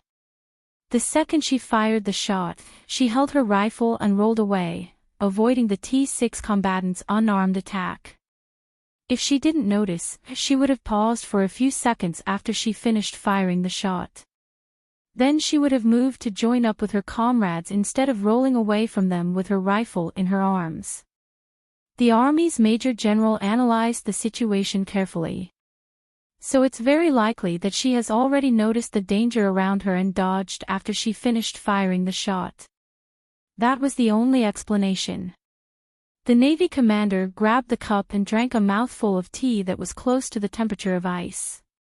The coldness swept through his mouth, and when the cold tea entered his stomach, it stimulated his spirit 100 times more. He said, "You really have guts. This is a courage that must be possessed." The Demon King led his troops to attack the wooden house, and as a reinforcement to cover for his comrades, even though she knew that she was in danger, she still had to complete her mission first. Furthermore, Major General Liu thought for a while before continuing. Qing Niao should have calculated the distance between the T6 combatants and how long it would take for them to attack. She should have avoided them immediately after completing the task. Not only are you courageous, but you are also very meticulous. Every time he watched her fight, he could always dig out her strong points. He even felt that watching her fight gave him a sense of invincible and invincible. Xia Jinyuan was right. It was precisely because she was outstanding that she had to be polished. As long as there was even the slightest mistake, she had to be taught a lesson immediately. Otherwise, when the time came, she would harm herself and lose her life because of a small mistake. At this moment, Xia Jinyuan did not smile because of Yi Qian's reaction. On the contrary, his expression became even more solemn. This was because he understood that since Yi Qian was so outstanding, she could not afford to have any mishaps on the battlefield. Otherwise, it would be a great loss to the country and the military. The young major ordered his comrades in a ruthless tone, T6 combatants, fire blanks and force her to come over. Chapter 1664. Yi Qian knew that they were being surrounded and fired blindly from the top of the slope. It was obvious that they wanted to force her into a certain area. She had to think of a way to escape. Escape, Yi Qian, run downhill. Li Jinyan's cold voice came through the earpiece. He calmly told Yi Qian, avoid open areas, run east. The east was sunny, and the trees were more lush than the shady side. There were also more shrubs, and there was also more cover. As long as they entered a complex area, their chances of escaping would increase. Okay, I got it. Yi Qian, who had already gotten up, ran towards the east. As she ran, she did not forget to voice her suspicions. They are coming directly from where I am. Devil King, cut off communications. I suspect that they have a radar tracker. If I don't contact the team, I will definitely still be entangled with them. Once I escape, I will contact the team immediately. It was possible that they had been tracked by radar. Li Jinyan said calmly, remember, never stay in one place. As you run, think of a way to escape. Cover the distance with your pistols. Don't let them get close. This time, Yi Qian was really fighting alone. It was also her first time fighting alone. Let's see what the final outcome would be. He also did not want to see her captured. At this time, Yi Qian had already cut off communications. As she ran, her brain was thinking at high speed. East? No, I can't run to the east. Everyone knew that the east side was lush with trees. Logically speaking, they would choose to run in that direction. Then, the Snowfield Brigade members would also think the same. In that case, it was very likely that they would ambush her in the east. Thinking of this, Yi Qian did not hesitate and immediately gave up on the east side. Then, she remembered that the Snowfield Brigade still needed to complete the mobile battle with the local troops. They might not be able to send out too many members to capture her alone. There was a wide area and few people. She would have a chance to escape. The east side was not her choice, but she needed to test if there were people ambushing her in the east. She also needed to see how many people were ambushing her. If there were really 3 or 4 people, she had to admit that Captain Xia thought too highly of her. You're running faster than a rabbit. Q King, come down. The T6 directly fired at the ground, and the empty cartridges splashed snow everywhere. After a series of gunshots, several bullet holes were left in the fluffy snow. When the T6 combatant, who had been chasing after Yi Qian, saw him running east, he slowed down. His reaction was too fast. Just as he rushed over, Qing Niao, who was in the middle of shooting, suddenly grabbed the rifle and rolled down the mountain. It happened so suddenly that he almost fell into the snow. Xia Jinyuan, who was waiting at the front, knew that the little fox was not easy to catch. Because they needed to capture her, they could not directly aim at her and shoot. If they were shot and killed on the spot, it would be meaningless. It had to be a game of cat and mouse. Trying to play petty tricks.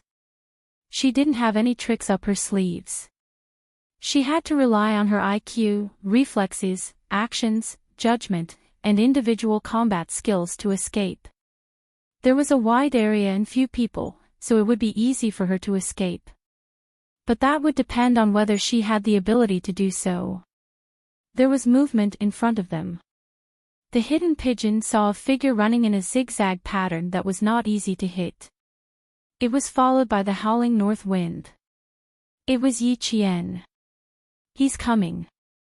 Get ready. The pigeon reminded Xia Jinyuan, who was about 5 meters behind her, in a low voice. 10 meters to go, 9 meters, 8, 7, 6, as she counted, she fell silent. A few seconds later, the pigeon said anxiously, T6, head south. Chapter 1665. Yi Qian took a detour. Since they were forcing her to head east, she definitely wouldn't allow it. She had heard that there were about 3 people. Captain Xia really thought highly of her. He had sent 3 people to capture her alive. Not the east. Choose the south. The combat map indicated that there was a cliff in the south. As long as she got close to the cliff and used the cliff to hide, she could come up from the north and rendezvous with Demon Kingly. Not only could she rendezvous with Demon Kingly, but she could also attack the Snowfield Brigade from behind. Be careful of the gun in her hand. It's not a rifle, it's a pistol. Xia Jinyuan reacted faster than the 2 of them. His back was arched, and it was as if he had springs under his feet. He instantly dashed out a few meters. Yi Qian was not pinned down by anyone. There was a combat map in her mind, a topographic map. The body's reaction always followed the brain's orders, and the brain's reaction always led the body to follow. There would never be a time when the brain's reaction and the body's reaction went against each other. This was Yi Qian's reaction and judgment. The combination of these 2 made it so that she did not need to stop to think. She could run, think, and deploy her troops at the same time. Thus, she gave the command center the illusion that she was very familiar with this place. She was so familiar that no matter where she ran, it would be correct and would not lead to a dead end. She has memorized the combat map and topographic map. The Major General whispered to the Navy commander. She can only be so familiar with this place if she memorizes it. Otherwise, she won't be able to find the way out so accurately every time. The Navy commander did not need strong tea to refresh himself. He felt excited just by looking at Yi Qian. Her bright and spirited eyes were reluctant to move away from the screen, for fear that she would miss the highlights if she moved her eyes away. She has seen the combat map and topographic map 3 times in total. If she really wants to memorize them, her memory is quite amazing. Yes, her memory is amazing to begin with. That's why I said that she might not lose in a 1 versus 4 battle. The Major General smiled. Xia Jinyuan wanted to teach Qing Miao a lesson and teach her a lesson. He would have to suffer a little in the early stages. The Major General seemed to have thought of something as a smile appeared on his face. The naval commander, who was so focused on the screen, did not notice that he had seen Yi Qian shake off the T6 and take out his gun to shoot behind him at the same time. This time, she used a pistol instead of a rifle. The T6 was the closest to her, and the pistol's range was shorter. Although the hit rate was lower, the pistol was small and compact and was most suitable for running battles. Shooting at such close range forced the T6 combatant to slow down and seek cover in order to avoid being hit. No matter if it was a pistol, a rifle, a machine gun, a sniper rifle, etc. As long as it was in Yi Qian's hands, she would be able to operate it. Her shooting movements were very smooth, and her opponent would tremble in fear. Flank her, flank her. If we don't flank her now, I'm afraid one of us will be wiped out by her. The T6 combatant dodged the bullets and panted, she's even using the pistols as a rifle. Her shooting was smooth, and there was not much time between each bullet. It was precisely because of this that the T6 combatant was trembling in fear. Xia Jinyuan knew that it would be difficult to capture Yi Qian alive. Otherwise, he would not have personally gone into battle and let the J5 take on the Demon King. When he heard that, he picked up his pistol and fired in the direction Yi Qian was fleeing. Bang! A blank bullet hit a tree to the right. Yi Qian's expression changed slightly and she ran even faster. Her slender figure was really like a rabbit, zigzagging left and right in a zigzag pattern. It made it impossible for the people behind her to aim properly and could only shoot blindly. Chapter 1666. Before the gunshots could fade away, a second, third, and third shot came one after another. Yi Qian, who was already running fast enough, suddenly sped up again. It was as though he had a motor attached to him as he ran. Following that, he looked like a swimmer who had jumped into a swimming pool. His posture was extremely elegant and agile as he jumped over a fallen tree. When he landed, he rolled and hid in the blink of an eye. Take cover. When Xia Jinyuan saw this, he immediately warned the T6 combatant and Pigeon in a low voice. He knew she was going to counterattack. She still had a rifle and a pistol on her. As for the ammo capacity, he did not know. But one thing was for sure, she definitely did not have as many ammo as the 3 of them. Pigeon and the T6 combatant rolled in the snow to avoid Yi Qian's blind shots. Pigeon, who was half crouching behind a tree, said softly, as expected of Qing Miao. She's quite difficult to deal with. Q King, can the 3 of us capture her alive? She's too familiar with the terrain. She's been running very accurately without making a single mistake. Although she's running away now, it's as though we're chasing after her according to the escape route we set for her. We're not chasing after her according to the route we planned. It felt like they were being led by the nose. Xia Jinyuan replied, it's only been 5 minutes. You want to capture Qing Miao in 5 minutes? Do you really think we're catching a bird? Qing Miao is the predecessor of a phoenix, do you understand? A phoenix is also a bird, the T5 combatant answered in all seriousness. I feel like we're catching a bird, but it's a little difficult. When he said that, Pigeon wanted to laugh but did not dare to. If you want to capture her, I'll give you 10 days off when we get back so you can go chase after your girlfriend. Xia Jinyuan was very generous as he threw out such bait to make the T6 combatant willingly take the bait. He said bravely through his earpiece, come on, Q King. What can I do for you? Xia Jinyuan did not stand on ceremony. Just move around and suppress her with your firepower. Pigeon and I will attack from the left and right. Don't hold back with your bullets, and don't waste them too much either. Don't end up with a tracer bullet. No problem. No problem. I still have 2 more magazines, so I have enough bullets. The T6 combatant laughed. After laughing, he raised his rifle and quickly provided cover for his comrade. Yi Qian would not fight them with bullets. The 3 of them chased after her, and only one of them opened fire. It was obvious that they wanted her to run out of bullets so that the 3 of them could capture her alive. With a cold gaze, Yi Qian pursed his lips. After firing 4 shots with his pistol, he no longer hit in the same spot.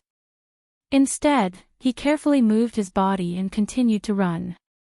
She was running downhill, and her feet were stuck in the snow.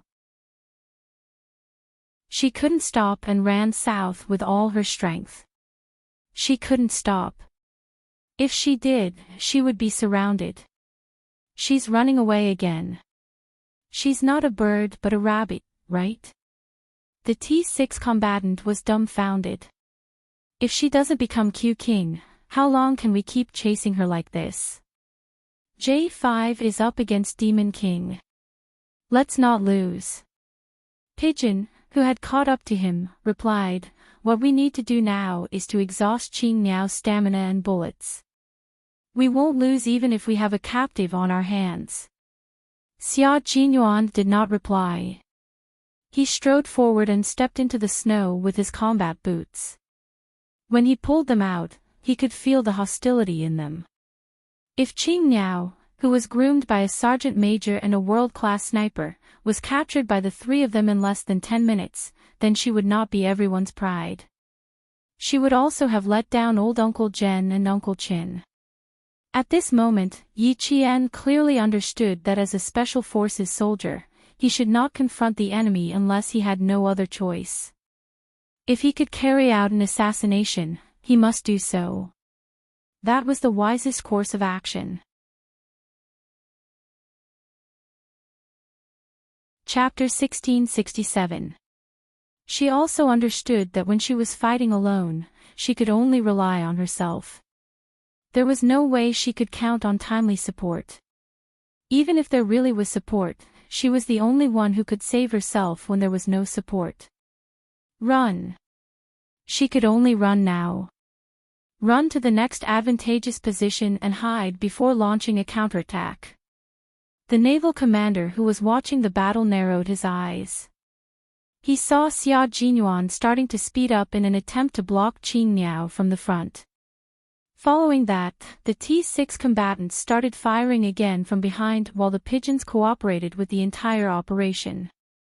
Occasionally, they would fire to distract Yi Qian so that she did not have time to pay attention to the situation around her. She kept running south. If that's the case.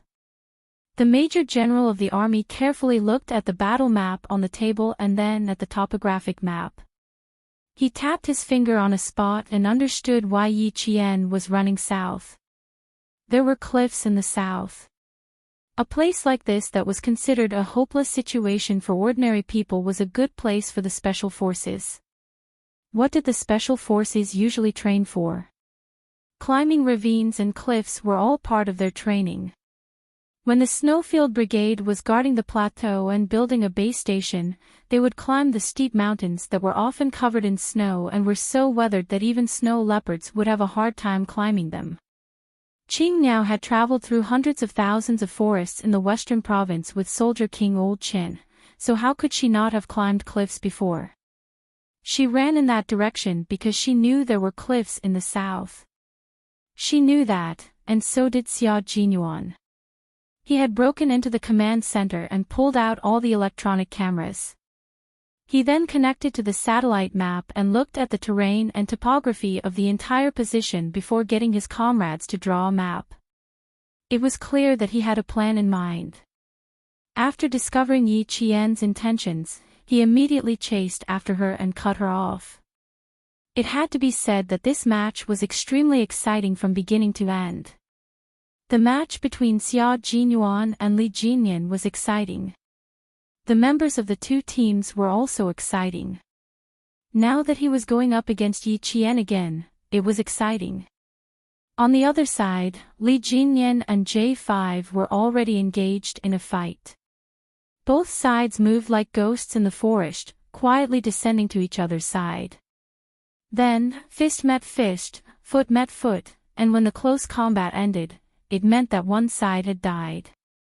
Li Jinyan looked cold, but when he was hunting, he was surprisingly gentle. He liked to kill from a distance, and as soon as he heard the beep sound, he would immediately turn away, not giving the members of the Snowfield Brigade a chance to search for him. To be called the Demon King and be respected by his teammates, his individual combat ability was definitely terrifying. At this moment, he was already facing the members of the Snowfield Brigade. It was up to the Snowfield Brigade to delay him. Whether it was individual combat or team combat, the members of the Snowfield Brigade were all elites in the Special Forces. They were not afraid to fight the Demon King. Instead, they were all extremely excited, and their eyes shone with a fierce light. He really is the Demon King. He comes and goes without a trace. Just now, one of our brothers was killed here. He was shot in the back, which means that the Demon King's range of activity is now in this area. J5 and his 4 comrades squatted together and began to deploy. The brothers in charge of security were constantly looking around to prevent a sneak attack. We'll flank him from outside his range of activity. Sparrowhawk, you attack, Eagle Magpie, and I will be responsible for searching the periphery. Now that the Storm Commandos have lost 4 members and 2 of our brothers are dead, we have to prevent the Demon King from attacking from behind. Chapter 1668. After arranging the 5-man teams, J5 said to all his comrades, team up in pairs. Don't stray too far away unless there are special circumstances. The water ghosts are used to fighting in the water and like to shoot people from behind. Actually, they also like to shoot people from behind. The difference was that they liked to get close to the enemy and finish them off with a dagger. Sometimes, they would press down on the enemy's head with both hands and twist it hard. The dislocation of the enemy's cervical vertebrae would be solved without bleeding. The Snowfield Brigade arranged for the hunting team. Li Jinyan and the others did the same. It seemed like only one member of the Storm Commandos was moving, but in reality, there was another person who was always in the dark, waiting for an opportunity to strike. Underwater combat was different from combat on land. In underwater combat, the water ghosts would never act alone. They had to work in pairs. At the same time, one person would be in the open and the other in the dark. Li Jinyan was now in the open, while the whale beside him was in the dark. The two of them moved back and forth, looking for a target to hunt. His communication with Yi Qian had been cut off. Yi Qian had turned off his communicator on his own accord. Now that he had not contacted him for a long time, it was clear that he still had not escaped. Q King had personally captured Qing Niao alive, and Qing Niao was afraid that she would implicate the storm commandos, so she had turned off her communicator. Then he had to hurry up and kill a few more members of the Snowfield Brigade. Only then would he be worthy of Qing Niao's sacrifice. What he did not know was that Yi Qian had been completely blocked off at this time. When Yi Qian saw the tall figure standing in the snow about 4 meters away from him, his pupils suddenly contracted. At the same time, there was a bright light in his dark eyes. Captain Xia, he had actually come personally to block him. When was the first time he met him?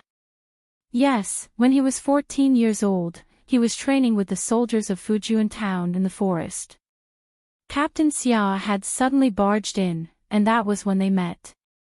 So many years had passed, but Yi Qian could still remember every minute and every second of that time clearly. There's nowhere to run, Qing Niao. Xia Jinyuan coldly looked at the female soldier who had made a mistake and deserved to be taught a lesson. There was not a trace of gentleness in his dark eyes. Next, you will become a captive and experience the treatment of a captive. His voice was very, very cold, without a trace of gentleness. There was no gentleness in his voice, nor was there any gentleness in his voice. Because this was a battlefield, and the two of them were on opposite sides, enemies. Following that, he gestured to the T6 combatants and Pigeon who were flanking him. The three of them approached Yi Qian in a triangular formation. Qing Niao, there are no familiar faces on the battlefield.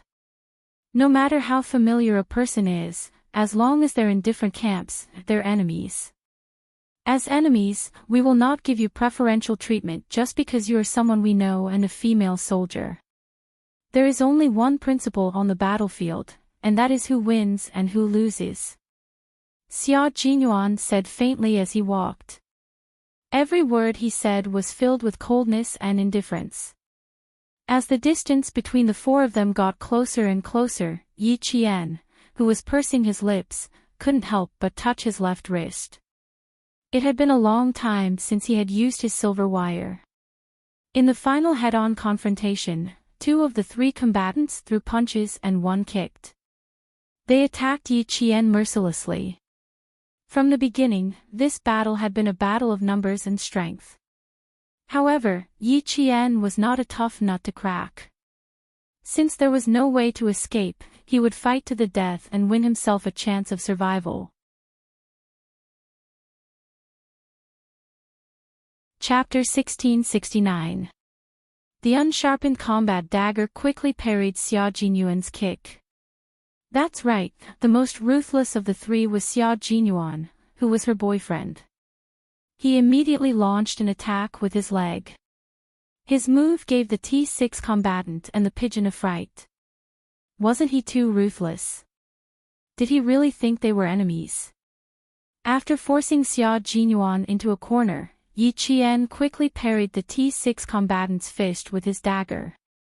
Faced with Xia Jinyuan's next kick, she raised her left leg and struck it down without hesitation. At the same time, she turned her body sideways to ensure that she could dodge and counterattack at the same time.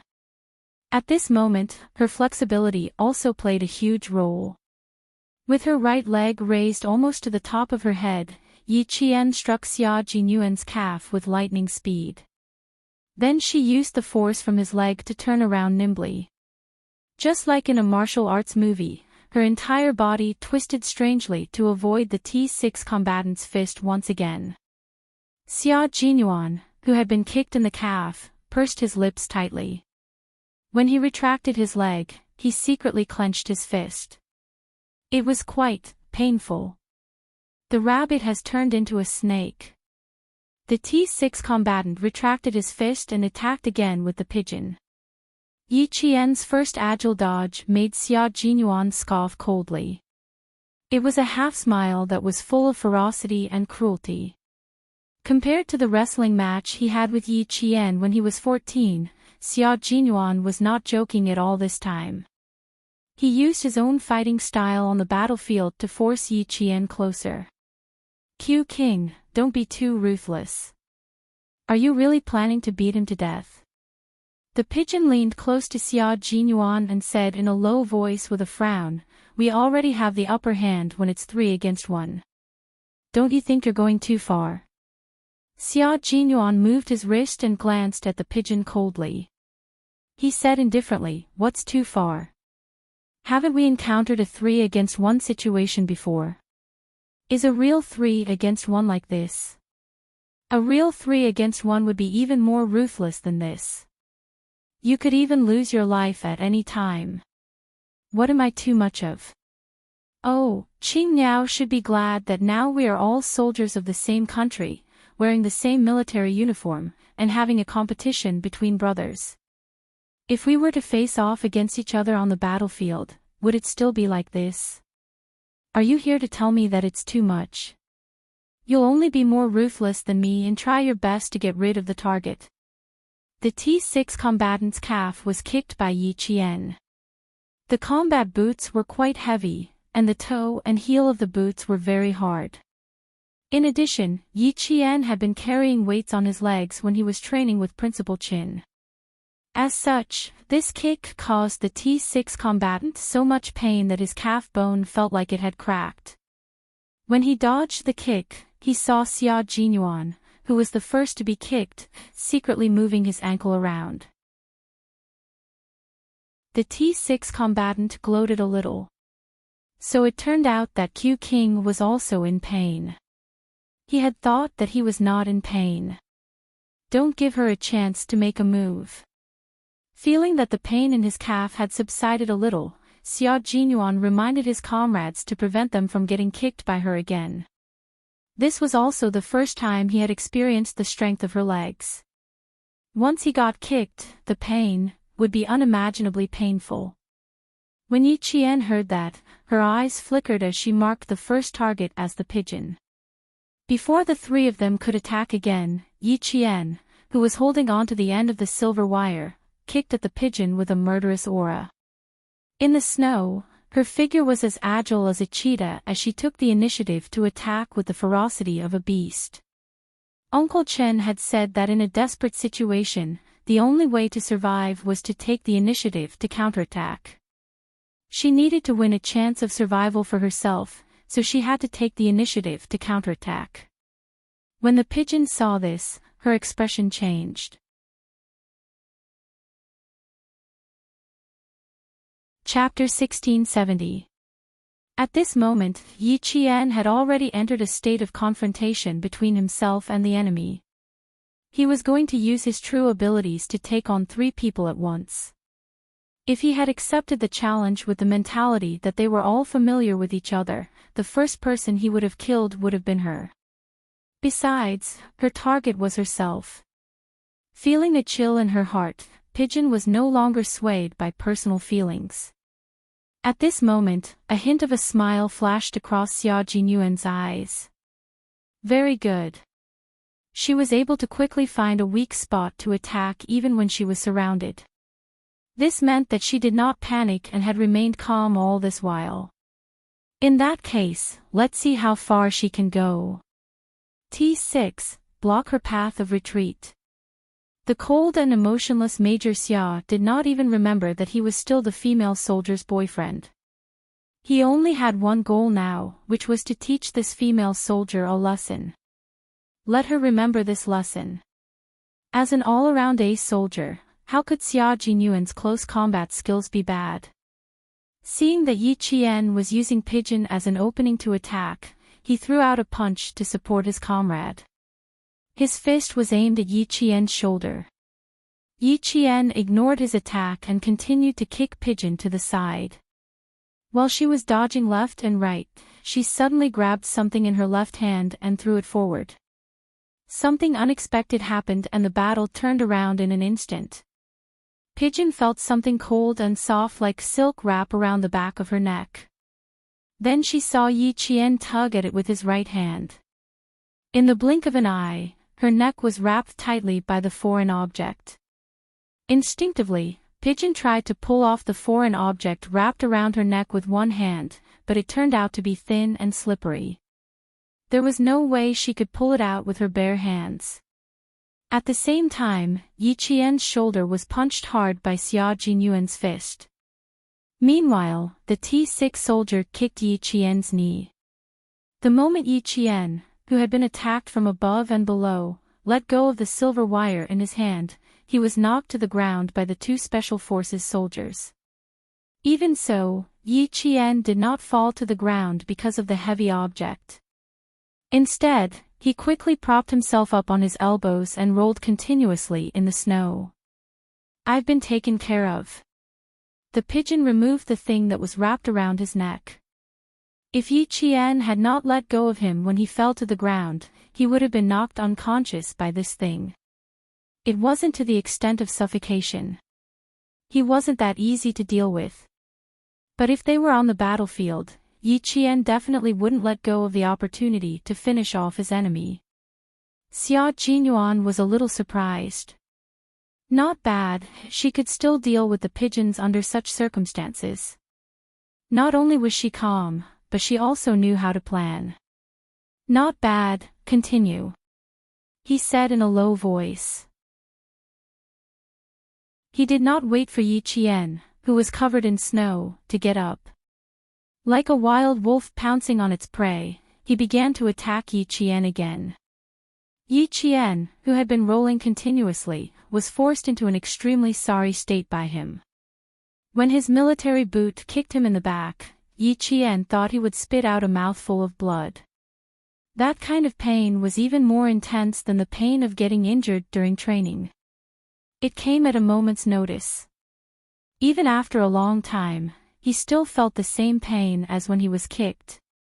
It was as if he had been pressing on the most painful acupoint, and he could not get over it at all. When his brain received the pain transmitted by his neurons, Yi Qian's cerebral cortex was so tense that even wearing a helmet felt like it was a hindrance. It had been 27 minutes since he was discovered. T6 and Xia Jinyuan attacked Yi Qian from the front and back. Both of their fists and thighs landed on Yi Qian's body. They were not randomly hitting and kicking him, but they were all very skillful. Yi Qian couldn't even remember how many times he had rolled in the snow. Every time he rolled and stood up, he would grit his teeth and fight back with all his might. "Still not going to admit defeat?" Xia Jinyuan asked with a smile. His fist was aimed at Yi Qian's face. "Little fox, you dared to use your own life to test Bai He. Now, do you still dare to use the same trick to test her?" Chapter 1671.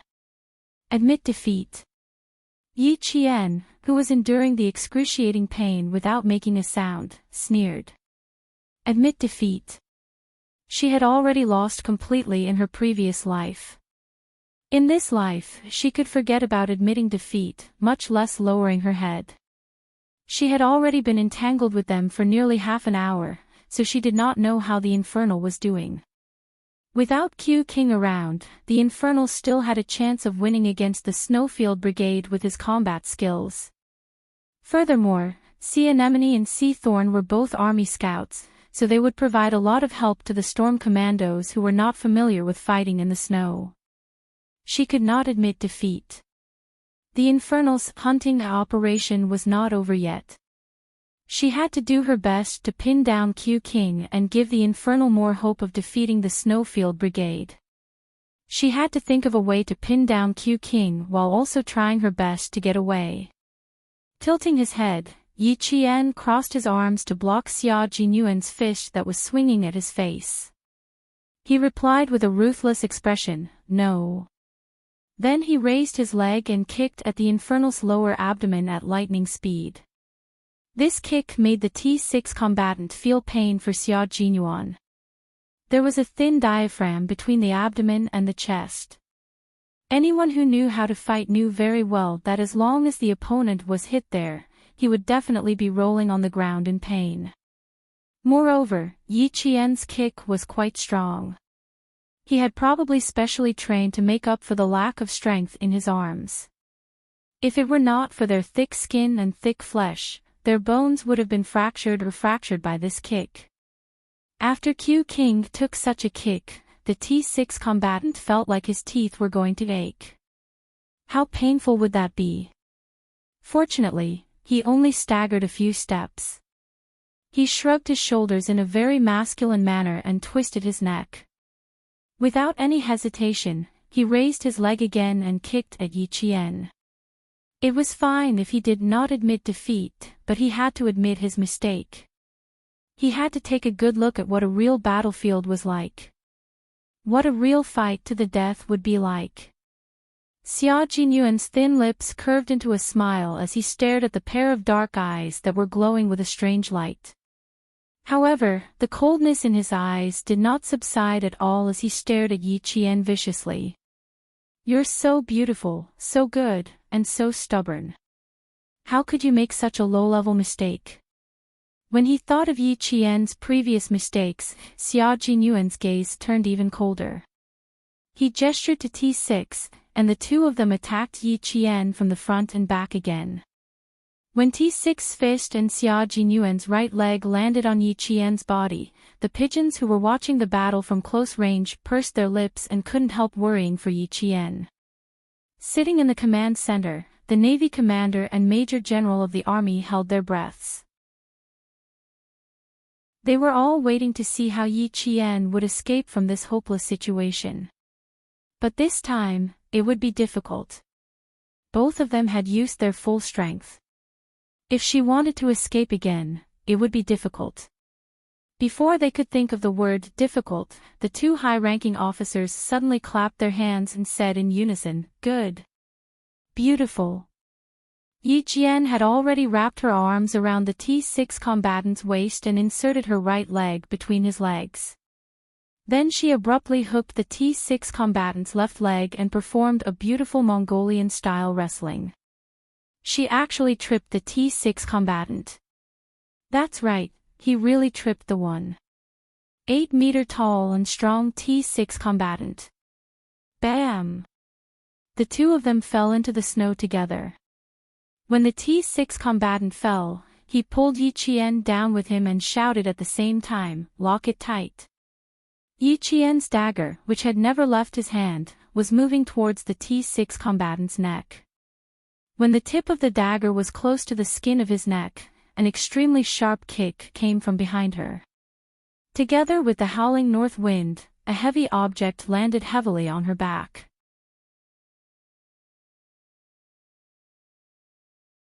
Chapter 1672. Xia Jinyuan had kicked Yi Qian in the back again. Yi Qian, who had fallen forward, gasped and the T6 combatant's helmet hit his abdomen. Yi Qian, who was in so much pain that he felt like he had been run over by a car, rolled off the T6 combatant and grabbed a handful of snow with both hands to throw at the head of the black figure who was pouncing on him. At this moment, Yi Qian was in so much pain that his vision was a little blurry. The only thing he could rely on was the north wind to keep his mind clear and not let himself pass out from the pain. The T6 combatant got up from the snow while rubbing his neck. That was close. His throat had almost been slit just now. What a terrifying Qing Miao.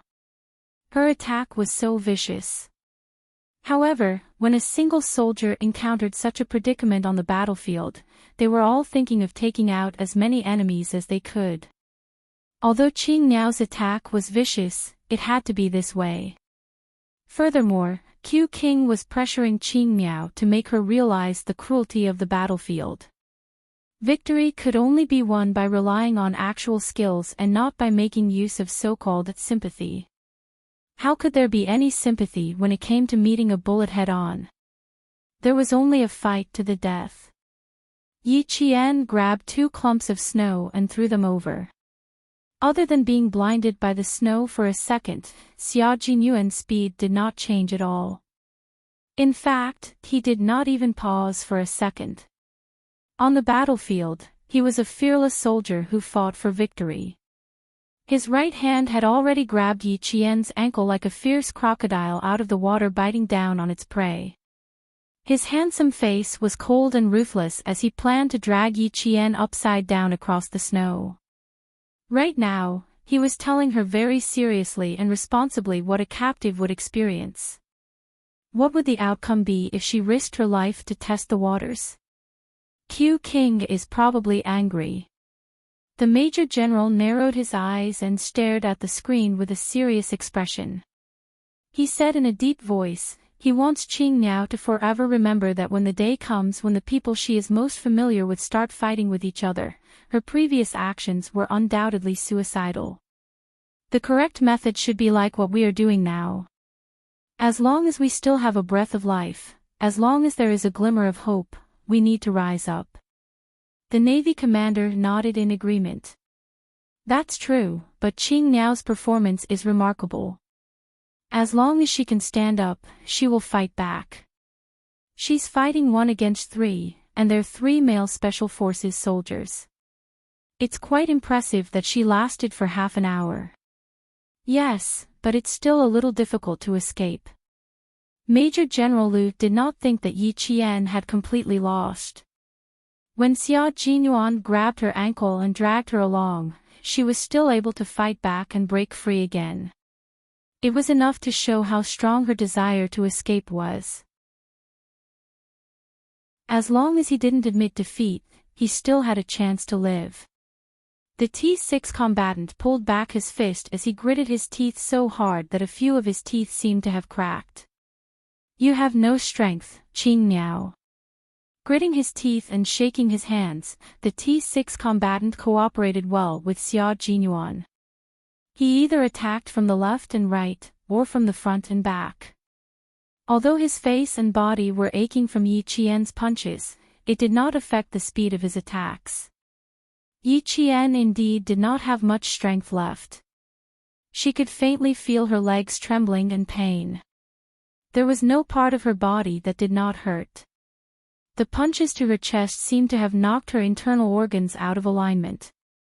You can admit defeat now, Qing Niao. Xia Jinyuan, who blocked her way out, spoke coldly. His gaze was as sharp as a sword as he looked at the swaying figure. He said coldly, "This is a battlefield. Do you still dare to stretch your neck out?"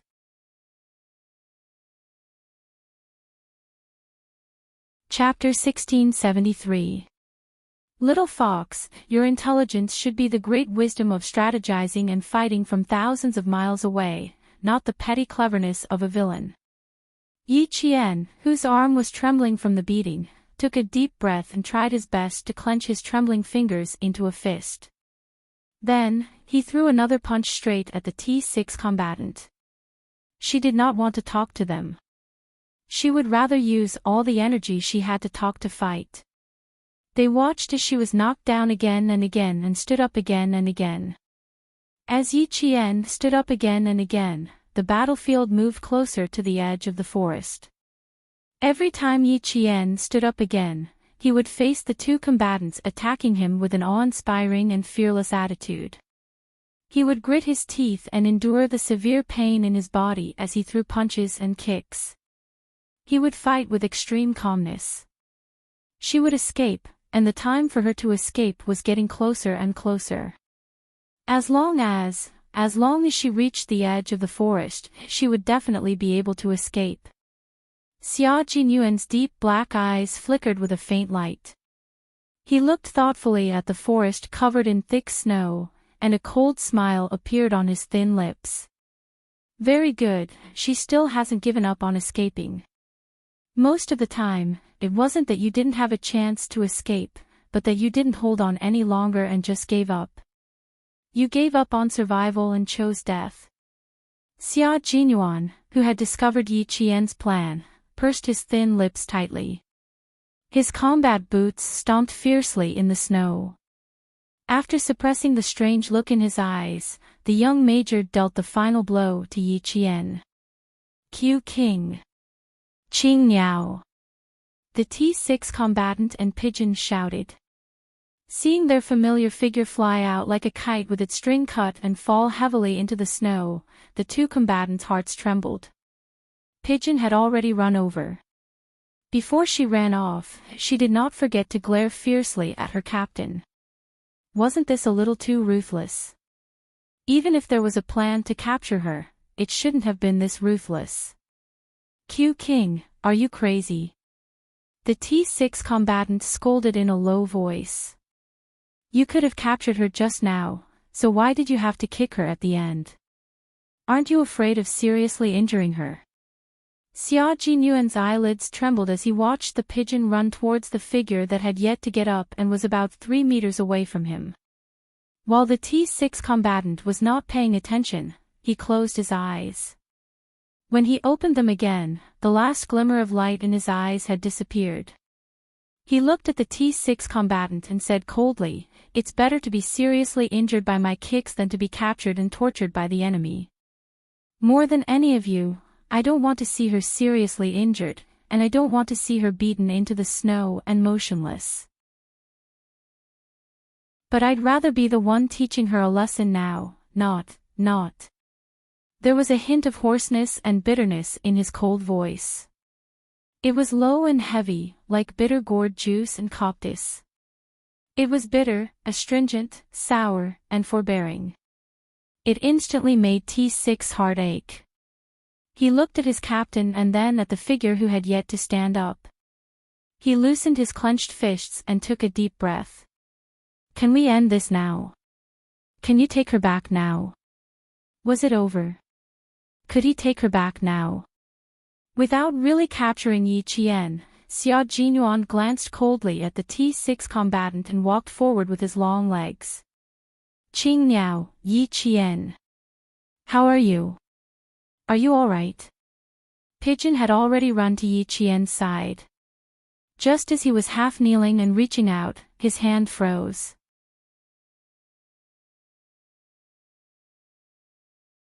Chapter 1674. Only when he crouched down did he realize that Yi Qian was not lying in the snow. Instead, his elbow was propped up against the snow, and his right leg was slightly bent. This was a jumping motion. Qing Niao, she had not given up on running away. Pigeon, you've broken the rules.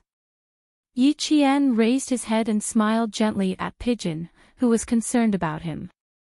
As the one who died, you should be standing by the side and watching. It was not the end yet. She could still open her eyes and still had strength in her arms and legs.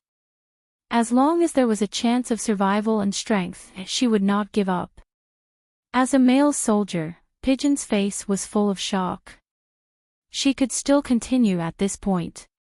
Female soldier Qing Miao, how much more do you have to earn the admiration of the male soldiers? In this second, Pigeon was completely convinced. He was truly convinced. He was convinced by this female soldier who was even more tenacious than the male soldiers. He was convinced by this female soldier who never bowed her head or admitted defeat no matter what.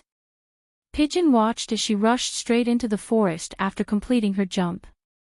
From the corner of his eye, he saw a figure rushing into the forest before her.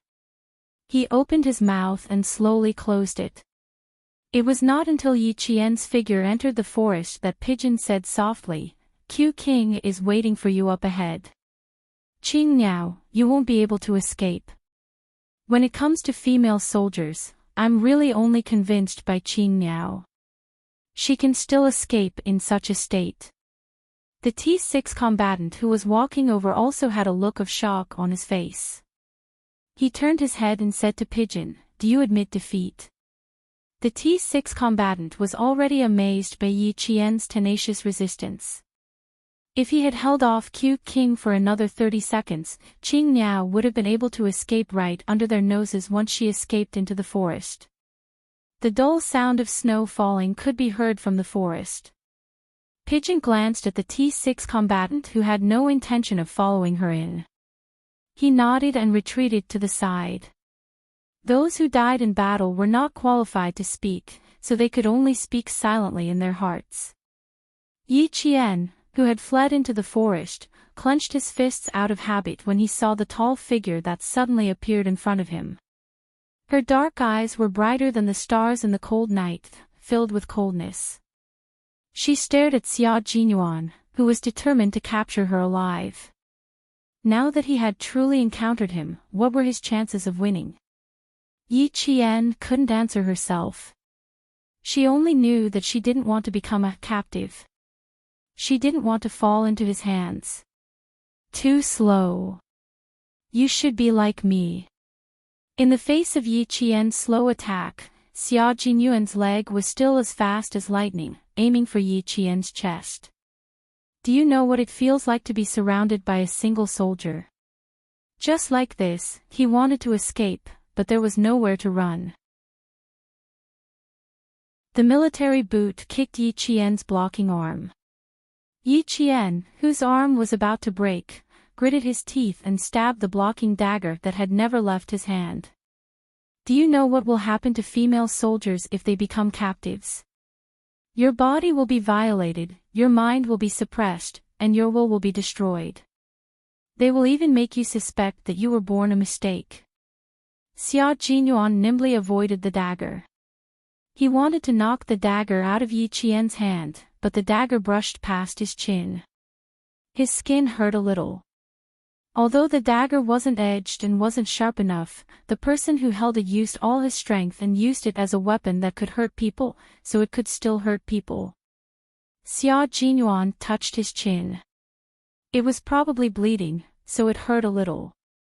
But his chin had been punched a few times by her, so it was fine to let it bleed a little. Qing Niao, how much longer can you hold on? You've used up all your strength. You can't hold on much longer. He was like a cat toying with a mouse, patiently teasing Yi Qian, but his fist was still as fast as ever. It landed heavily on Yi Qian's shoulder.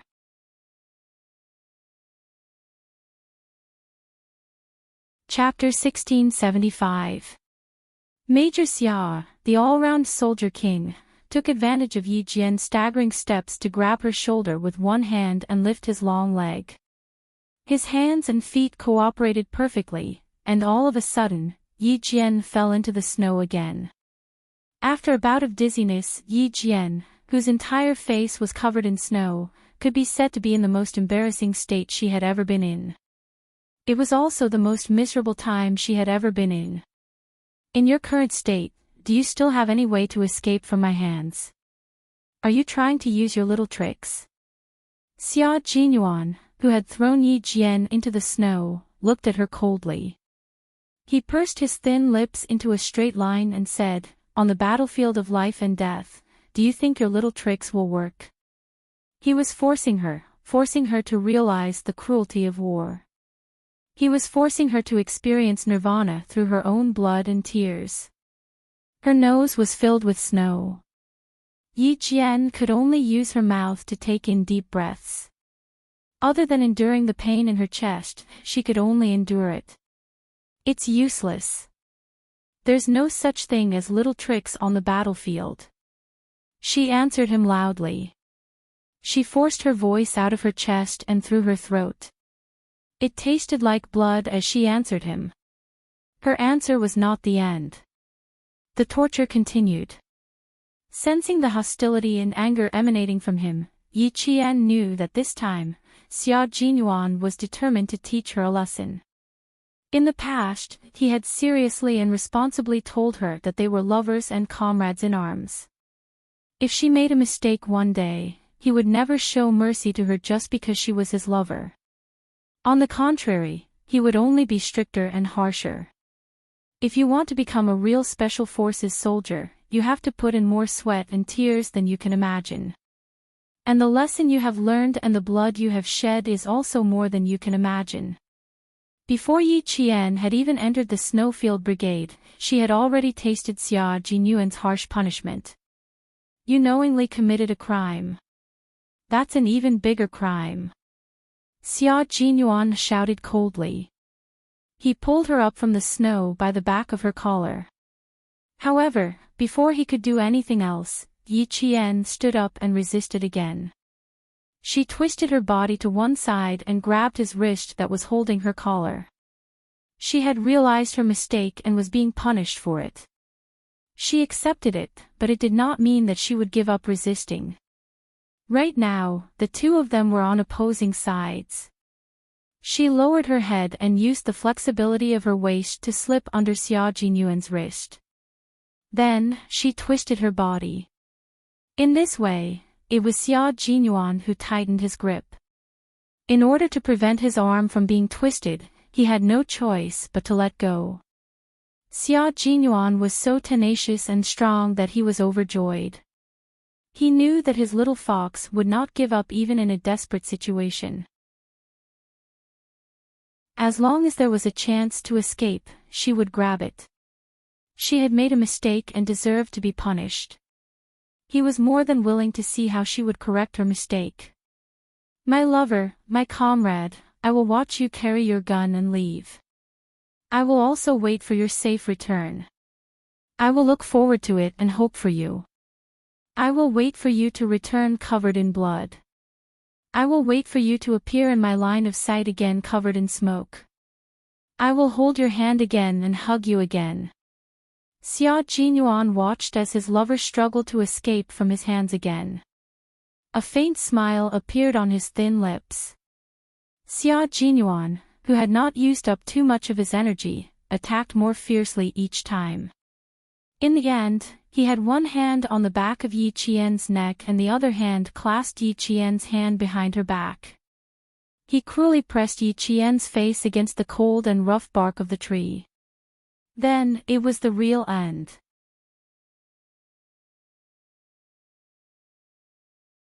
Chapter 1676. Qin Niao, I told you very clearly that you would become our prisoner. He pressed his hand against the back of Yi Qian's neck and pressed his body against hers. His thin lips were close to Yi Qian's ear, and his voice was cold as he said, Now, do you still want to run? Do you still have the strength to run? Do you still have the guts to use the same method you used on Bai He again? The first part of his speech was all to pave the way. The most important part was the last sentence. Yi Qian struggled a few times but was unable to break free. She didn't waste any more energy and calmly replied, No, I already know that I was wrong. Qin Niao, you dare to use such petty tricks to deal with Bai He. You've disappointed too many people. Xia Jinyuan didn't loosen his grip, but instead pressed down harder on Yi Qian's neck. Fortunately, Yi Qian was wearing a helmet. Otherwise, his facial features would have been distorted by Xia Jinyuan's pressure. Uncle Chen didn't teach you to do that. Uncle Zhen didn't teach you to do that. I didn't do it. The army didn't do it. No one did it. And you could have won against Bai He, but you used such a method. Do you know that on a real battlefield, the enemy loves to send you to your death like this? He was right. She could have won, but she used the stupidest method. This time, he was so ruthless to teach her a lesson. Did I go easy on you just because I know you? Did I go easy on you just because of our identities? No, because I'm a soldier. As long as I'm standing on the battlefield, even if it's father, son, lover, friend, or brother, as long as we're on opposite sides, there's no such thing as mercy. I won't stop just because the other party is testing me. Qin Niao, remember your identity. You're a soldier. He lowered his voice and said each word clearly in her ear. Yi Qian, whose face was in pain from the abrasion of the tree bark, closed his eyes tightly and took deep breaths rhythmically. That's right, when one day the people who were most familiar with each other became enemies, there would be no mercy. There would only be a fight to the death. Yi Qian's chest heaved up and down rapidly as he gasped for air. The cold wind that poured into his dry throat was like a knife scraping through his eyes. His throat was tight with pain. He quietly listened to Yi Qian's lecture and humbly accepted such a strange criticism. Bring out the ruthlessness you showed to your enemies. Major General Liu pressed down on the rim of the teacup with one hand. He used a little too much force, and the rim of the teacup was imprinted on his palm. Qin Niao's resistance is admirable. She persevered in spite of all setbacks, which is what a soldier should have. At this time, even the technical staff's gaze fell on the tenacious and unyielding slender figure. Really, good job. Soldiers should be like this. Yi Qian did not know that her resistance had once again won the favor of the high-ranking military officer. She was calculating the time quickly in her mind. Her body was captured, but that did not mean her brain was captured. It had been 38 minutes since she was discovered. The devil should be progressing smoothly. Unfortunately, she could not delay any longer. There was still some time before the end of the competition, and her physical strength was basically exhausted. For the time being, there was no way she could escape from Q King. If she did not want to become a captive, she could only rest and observe the situation. If there was a chance to escape, she would definitely seize it. You're now a captive, Qing Miao. Enjoy the treatment of being a captive. After he finished lecturing, Xia Jinyuan used a rope to tie Yi Qian's hands from her shoulders to her wrists. He then tied a dead knot to prevent her from removing the rope and leaving. After he finished, he deliberately walked in front of her and turned on the searchlight on his helmet. Looking at the palm-sized face with bruises on the corners of her mouth, his slender fingers secretly clenched.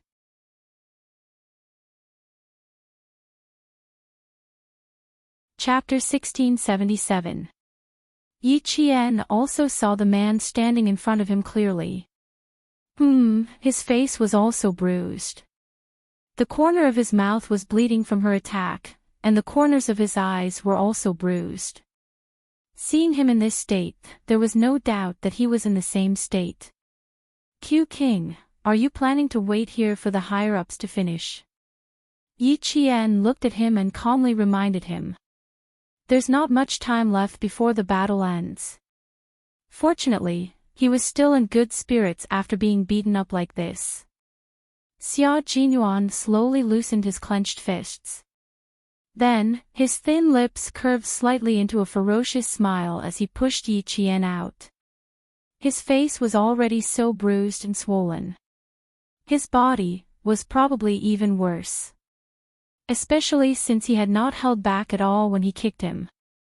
Not only was his face bruised and swollen, it was definitely purple. His heart ached. Of course it ached, but he had no other choice. She dared to risk her life. How could she be so reckless? She was so reckless. Training hard was not just for you to go into battle and kill the enemy. You had to come back safely. When the T6 combatant saw that Q King's aura was so low that it was almost at the point of explosion, he could not help but mutter in his heart. He had already caught him, so why was he still so low? He carefully went up to him. Can we go back now? The T6 combatant quickly glanced at the tied-up Qing Niao out of the corner of his eye and felt a little pain in his eyes. Qing Niao was so good at running. Qing Niao was so good at running. Qing Niao was so good at fighting. Something serious had almost happened just now. Fortunately, Q King had noticed it in advance. What do you think? Xia Jinyuan glanced at the T6 combatant fiercely. You've been out for 35 minutes. If you still don't come back, are you going to let the Devil King annihilate all of us? The original plan was to finish off Yi Qian within 30 minutes and then go back to support his teammates. But now, Xia Jinyuan narrowed his eyes slightly and glanced at Yi Qian. His handsome face was cold. Major Xia could not help but purse his lips again. This time, she wasn't angry because of Yi Qian's mistake. It was time to feel sorry for him. The Snowfield Brigade's wonderful, captive plan ended.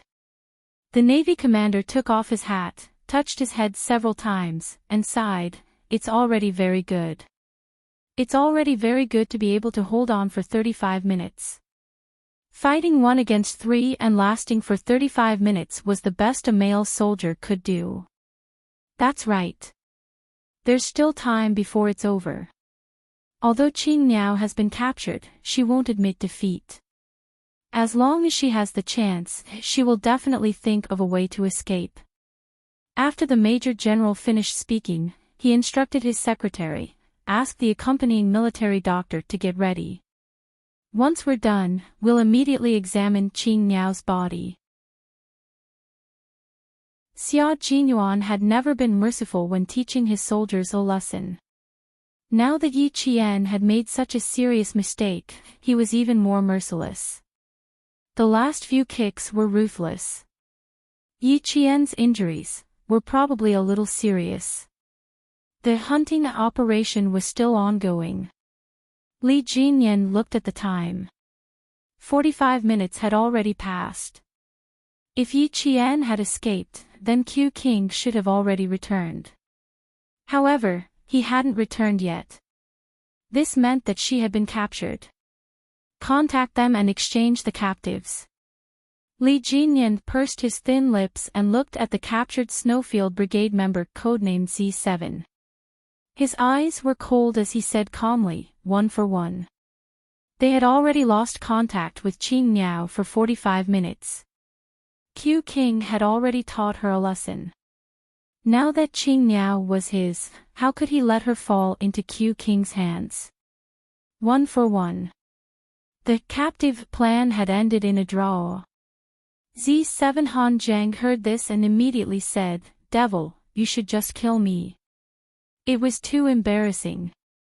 Killing him directly was better than being a captive.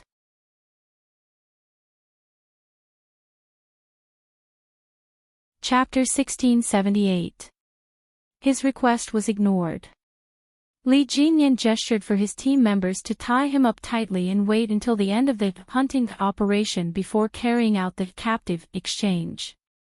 At the military headquarters, Commander-in-Chief Xia had lost count of how many cups of water he had drunk. Whenever he saw his son beating up Yi Qian so viciously, his heart would pound so hard that he felt like he was going to have a heart attack. Ruthless, ruthless, too ruthless. With such a lesson, wasn't he afraid of scaring his wife away? The captive plan only required them to capture the target, not beat them up. Was this brat's head kicked by a donkey? Why was he so stupid? Commander-in-Chief Xia still did not know that Yi Qian had made a mistake.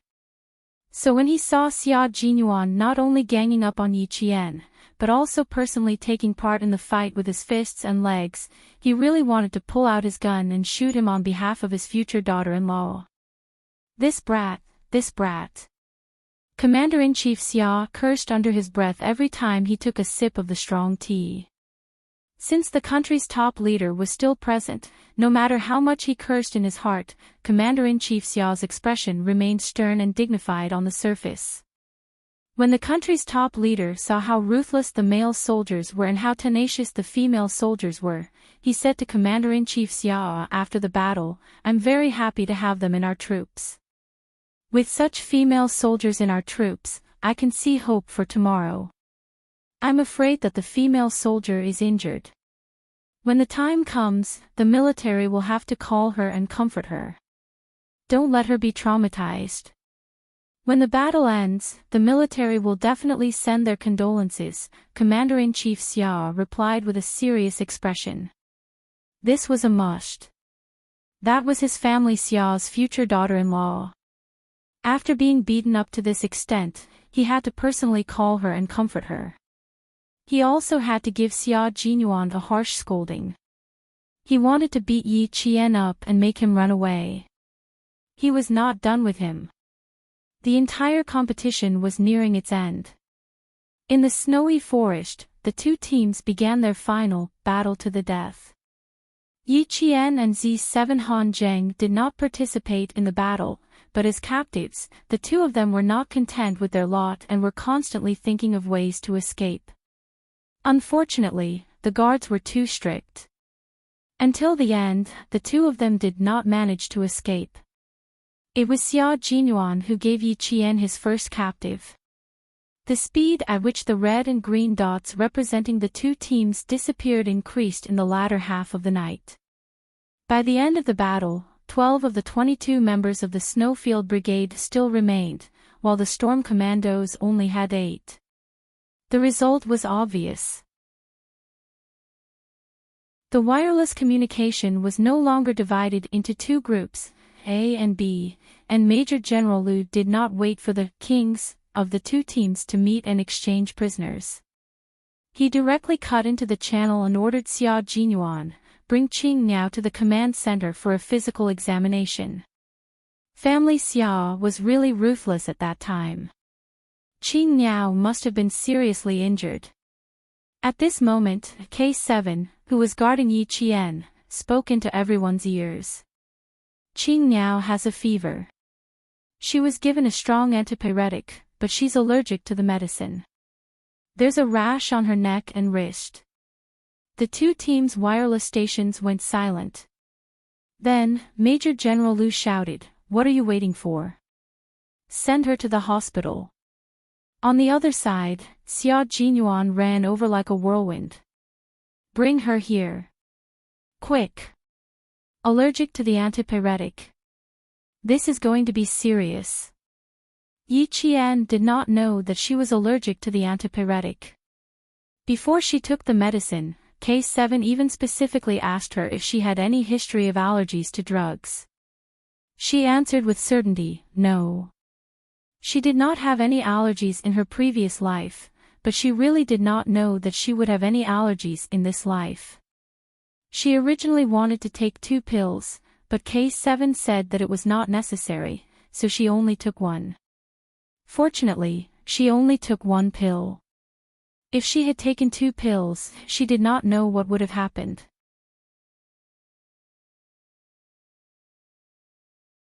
Chapter 1679. Allergy to drugs was one of the most common symptoms. Yi Qian's flushed skin was one of the most common symptoms. In her previous life, she had taken antipyretics before, but there were no symptoms. Who knew that in this life, she had never thought that taking antipyretics would cause an allergic reaction. "My head doesn't feel so good." Yi Qian, who was burning up, touched her forehead. She didn't wait for the military doctor to come over. She left K7 this sentence before she fell asleep. She didn't know what was happening in the outside world. K7 later recalled that his mind went blank for at least 3 seconds. He thought Yi Qian had gone into shock due to anaphylactic shock. K7, who had always been cold and aloof, who everyone in the team thought had transcended the mortal world and become immortal, panicked at this moment. Fortunately, he was mentally strong and didn't panic to the point of not knowing what to do. The first thing he did was to check Yi Jian's pupils and report Yi Jian's situation to the team. When the Major General of the Army and the Navy commander heard that Yi Qian's condition was bad, they didn't just send the military doctor over. They immediately contacted the helicopter team to send Yi Qian to the hospital. The members of the Snowfield Brigade and Storm Commandos all had serious expressions on their faces. However, they couldn't all rush to Yi Qian's side. Li Jinyan led the team to the rendezvous point after the competition. Xia Jinyuan, who was running down the mountain, didn't even reach the bottom of the mountain when he saw the searchlights in front of him turn on. K7 was holding his head and his hands were hanging limply. Yi Qian was running from bottom to top, stepping on the thick layer of snow. Yi Qian. This scene made the unyielding Special Forces soldier's eyes burst out in anger. His usual calm expression was like a complete piece of white paper that was suddenly torn in half. He was no longer the elegant and noble young major who always behaved elegantly. K7, who was running with all his might, heard a familiar voice from above that made him lose his cool. His tense expression relaxed a lot. The 2 of them were much faster. Then, he saw the captain, who was usually calm and composed, suddenly stumble and roll all the way down from a high place. K7 pursed his lips. Now he knows how to be anxious. Why didn't he pay attention to Yi Qian's condition when they were fighting? Xia Jinyuan, whose knees were weak, rolled down the mountain in a way he had never done before. He only stopped when the impact slowed down a lot. At this time, Xia Jinyuan was in a mess. Covered in snow, he got up and jumped from the slope. He ran a few meters and stood in front of K7. "Do you want to faint or sleep?" Xia Jinyuan's voice, when he spoke, his voice was cold. Xia Jinyuan was Yi Qian. Was Yi Qian was Yi was Yi Qian's Yi. K7 didn't immediately pass Yi Qian to him. Instead, he walked past him and reminded him coldly, "Pat off the snow on your body." His comrade's reaction made Xia Jinyuan calm down. He quickly patted off the snow on his body and put on his helmet. He rushed to K7's side and carefully carried Yi Qian. Xia Jinyuan lowered his head and saw her lifeless face. He then saw the bruises on the corners of her mouth. He pressed his lips even tighter. High fever, allergic reaction to drugs, flushed skin, shortness of breath. Preliminary diagnosis: skin allergy and respiratory allergy. K7 glanced at his captain coldly and said in a deep voice, "Q King, you were really ruthless this time. You must have beaten her up a lot." "Q King, the capture plan didn't say you had to be this ruthless." Even K7 felt that he had gone overboard. You're tuning into the LoveLore Library YouTube channel. We're so grateful for your support, and don't forget to subscribe to join us on this incredible journey through captivating stories. Your generosity through donations truly makes a world of difference, as it's the primary source of revenue that allows me to expand and enhance this channel for you. Thank you from the bottom of my heart for being a part of this adventure.